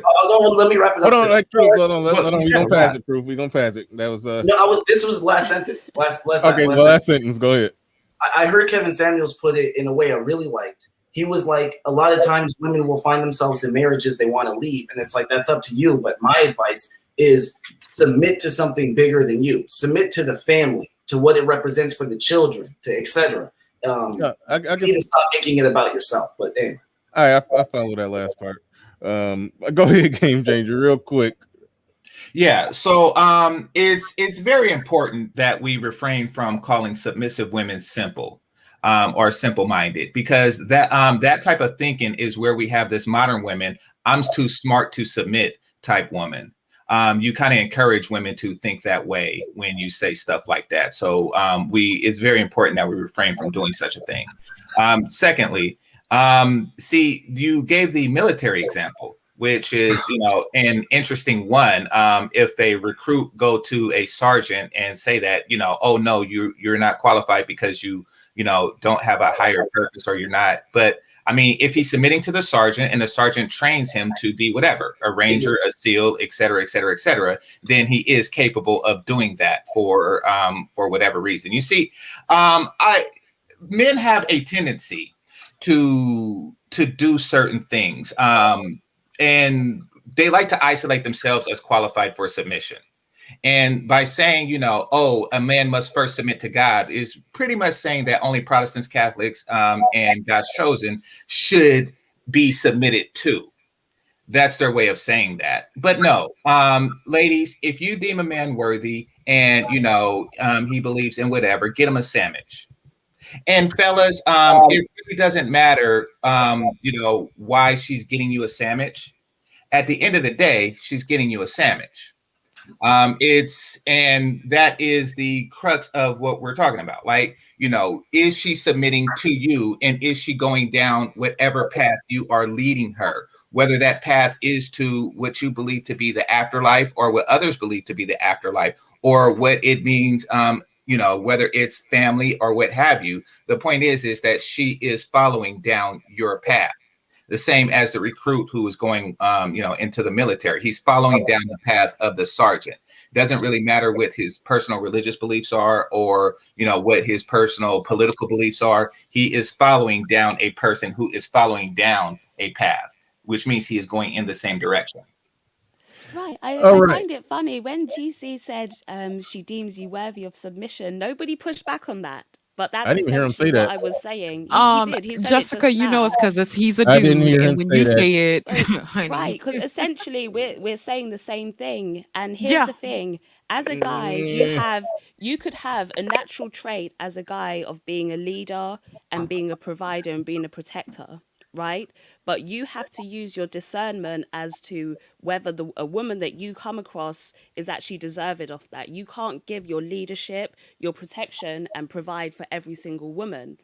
There has to be some discernment, and you have to see who's worthy. So just as a guy, you're going to say, do you know what, this woman is, the two go hand in hand. You're going to say this woman is worthy of my leadership, me providing for her, me protecting for her. That in turn, a woman is going to say, listen, you're worthy of me giving my submission and me fully submitting to you. And the two go hand in hand. A submissive woman should be with a guy who is a leader and a provider and a protector. The two go hand in hand. There's different levels. There's different levels of it. Well, right quick, Bernard. No, right quick, Nagon and Bernard, because I think that there's some confusion. There's different levels of it. Okay, just because a person isn't with you, there is still a certain level of masculinity, dominance, and leadership that you give all women and children.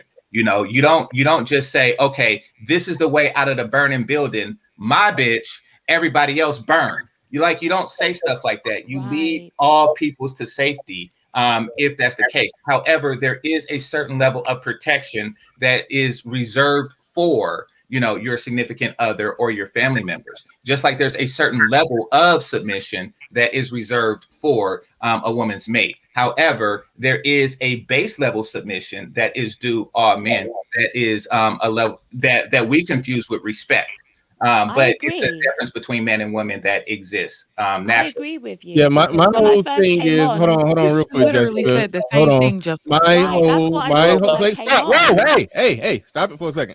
My whole thing is I don't like the bullshit gaslighting arguments that try to get smuggled into these conversations that if women aren't submissive, it's blah blah blah, something you're not doing. You need to do this, need to do that. You need to learn how to pull the right type of masculine rabbit out of the hat trick. Got you tap dancing, or shout out to Silent, nigga dancing for this woman. Either she's acting right for you from jump or she's not. She's either submissive or she's not. And I don't believe it's something women just got in their back pocket that they pull out when the right man shows up. It's either in them or it's not. That's where I'm at with it. So if she's not submissive and you're still there, that's one Can I say this quickly though? No shit on that part, Sister George. What I said. Hold on, real quick. Hold on. We going. Stop. We going Nagon. Then Nagon was trying to jump in first. We going Nagon, then Obsidian. Say that again, Nagon. All right. Okay. If they're not submissive from the jump street, I'm going to say it one more again. Get the fuck up out of there. Don't waste time. Don't listen to a lot of this bullshit from a lot of these females that are running on you. Don't listen to that.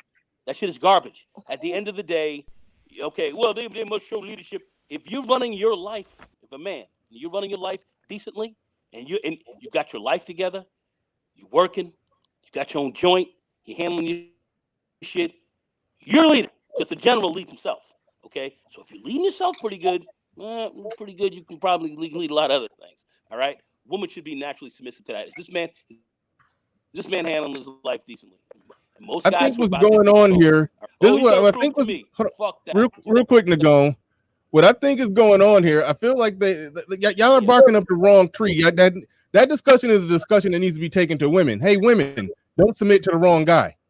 But when you come to men and try to say that, well, you're not doing A, B, and C, blah blah blah. That's why not why I'm not submissive, why I won't submit, or why women aren't submissive, or blah blah blah. No, you're barking up the wrong tree. Just tell women. I don't think that was don't either submit to the- Jessica's or don't- my I'm argument. I telling- think Jessica and I have both said if a woman is not giving you the submission that you want, leave her ass alone. Hold on, If you wait, continue to stop stay it, in that stop it, situation, Hold on, that is hold on on. you. Hold on, stop it. That's the shit that we've said from the start. So don't come here repeating talking points like you figured it out on your own. That's what we've said. Those are our talking points. That's my argument. You can't make that argument because you say that it's you. Your argument is essentially it's not the woman's fault. It's that man's fault because he ain't leading properly. If he just lead properly, she'll submit naturally. So you can't make that argument, but I can. The Gone can, Obsidian can, Game Changer can. You can't make that because it contradicts your other argument. So no, you done. You can't say that. No, but Bernard, here's what I'm saying. We did say the same. I said what GC said, but there was no pushback when GC said it because what I said I didn't hear is Game that Changer say that. no, because probably GC did just, and that's why I wanted to speak after him, but you let I think Nagone go because I wanted to just finish up. But GC said that there has to be a distinction between the submission that you give to your man and the submission that you give to everybody else. And that's what I said when I first came on. I can't fully submit to everybody. We already worked out the context no, but on what that I'm one. saying is that there's like people are treating it differently. It's like as soon when it came out of my mouth, people wanted to twist it. But that's what I was saying. And so I said that you should be feminine and pleasant to everybody that you meet. That's what I said in my super chat. But I said full submission, you can't give that to everybody because my man is held on a different level than every other guy in this world. He's up here we got they're on a different level. It was a semantic and context difference that got confused, and we already cleared that up. So we going back to the fuckery part of it and explaining why that part was wrong. Okay, so you may have argued your way out of the fuckery. Sister George didn't, but you may have argued your way out of the fuckery and further clarified what you meant. But we about to wrap this up pretty soon. I'm gonna let Obsidian go ahead and have the last. Well, okay, I will. I might let Sister George have the last word because she is the special guest today. But Obsidian, go ahead. We're gonna hear from Obsidian before we wrap it up. So go ahead, Obsidian. Yeah, my question is this. Let me ask you a question, Bernard. Mm-hmm. Okay. Of the black women that are 35 and above, we'll say 36 and above, what percentage of them would you consider to be the type that you described that are just no matter what you do, no matter what you can swap the black men out, the scenarios different, they're just not going to cooperate? What percentage would that be? I don't know. That's a tough one. I don't know. 95. I'm sorry. I'm sorry. I was trying to be a little more generous in the cone. I was gonna say, man, when you're talking 36 and up, that could very well be over. I was gonna say somebody said 90 in the chat, and the Gone said 95. I was gonna give it a generous 75. Hey, we got a 72. Got a 72 right there. Somebody else. Yeah, so 95. possible. By that age, they finished. Okay. Yeah. So we have a low end number of an impromptu straw poll of 60%. So for the sake of argument, let's just run with that. That's a clear majority. Okay, that's a clear majority. And while I'm not against what Nagone, what you, for that matter, even what Danielle is saying, if you on the individual level, this is bigger than that. I don't want to relitigate what we've all witnessed over the past year. I think the astute among us will know what I'm talking about. Listen, man, we have seen in real time 8 months of in-depth conversations with black women in that age group. I mean, it's all over but the shouting at this point. They don't want to get on board. Period. They have their own ideas of what a good life is like, and that is irreconcilable with what we want. We got to move the conversation forward to, listen, man, do you have a hospice care plan? I mean, who's going to pull the plug? We got to move it to that direction. We got to start pressing these sisters. What's the plan for the rest of your life? I get it. I get how you want to roll, and that's fine. You may be able to find a beta male guy who you can boss around. Great. But who's going to handle what? Who's going to do what? That's where I'm at with it. because I don't want to get stuck holding the bag. All right, I gotta get up out of here real quick, Sister George. I'm about to click the end stream button real quick. So go ahead. You got the floor. You got the mic for the last word.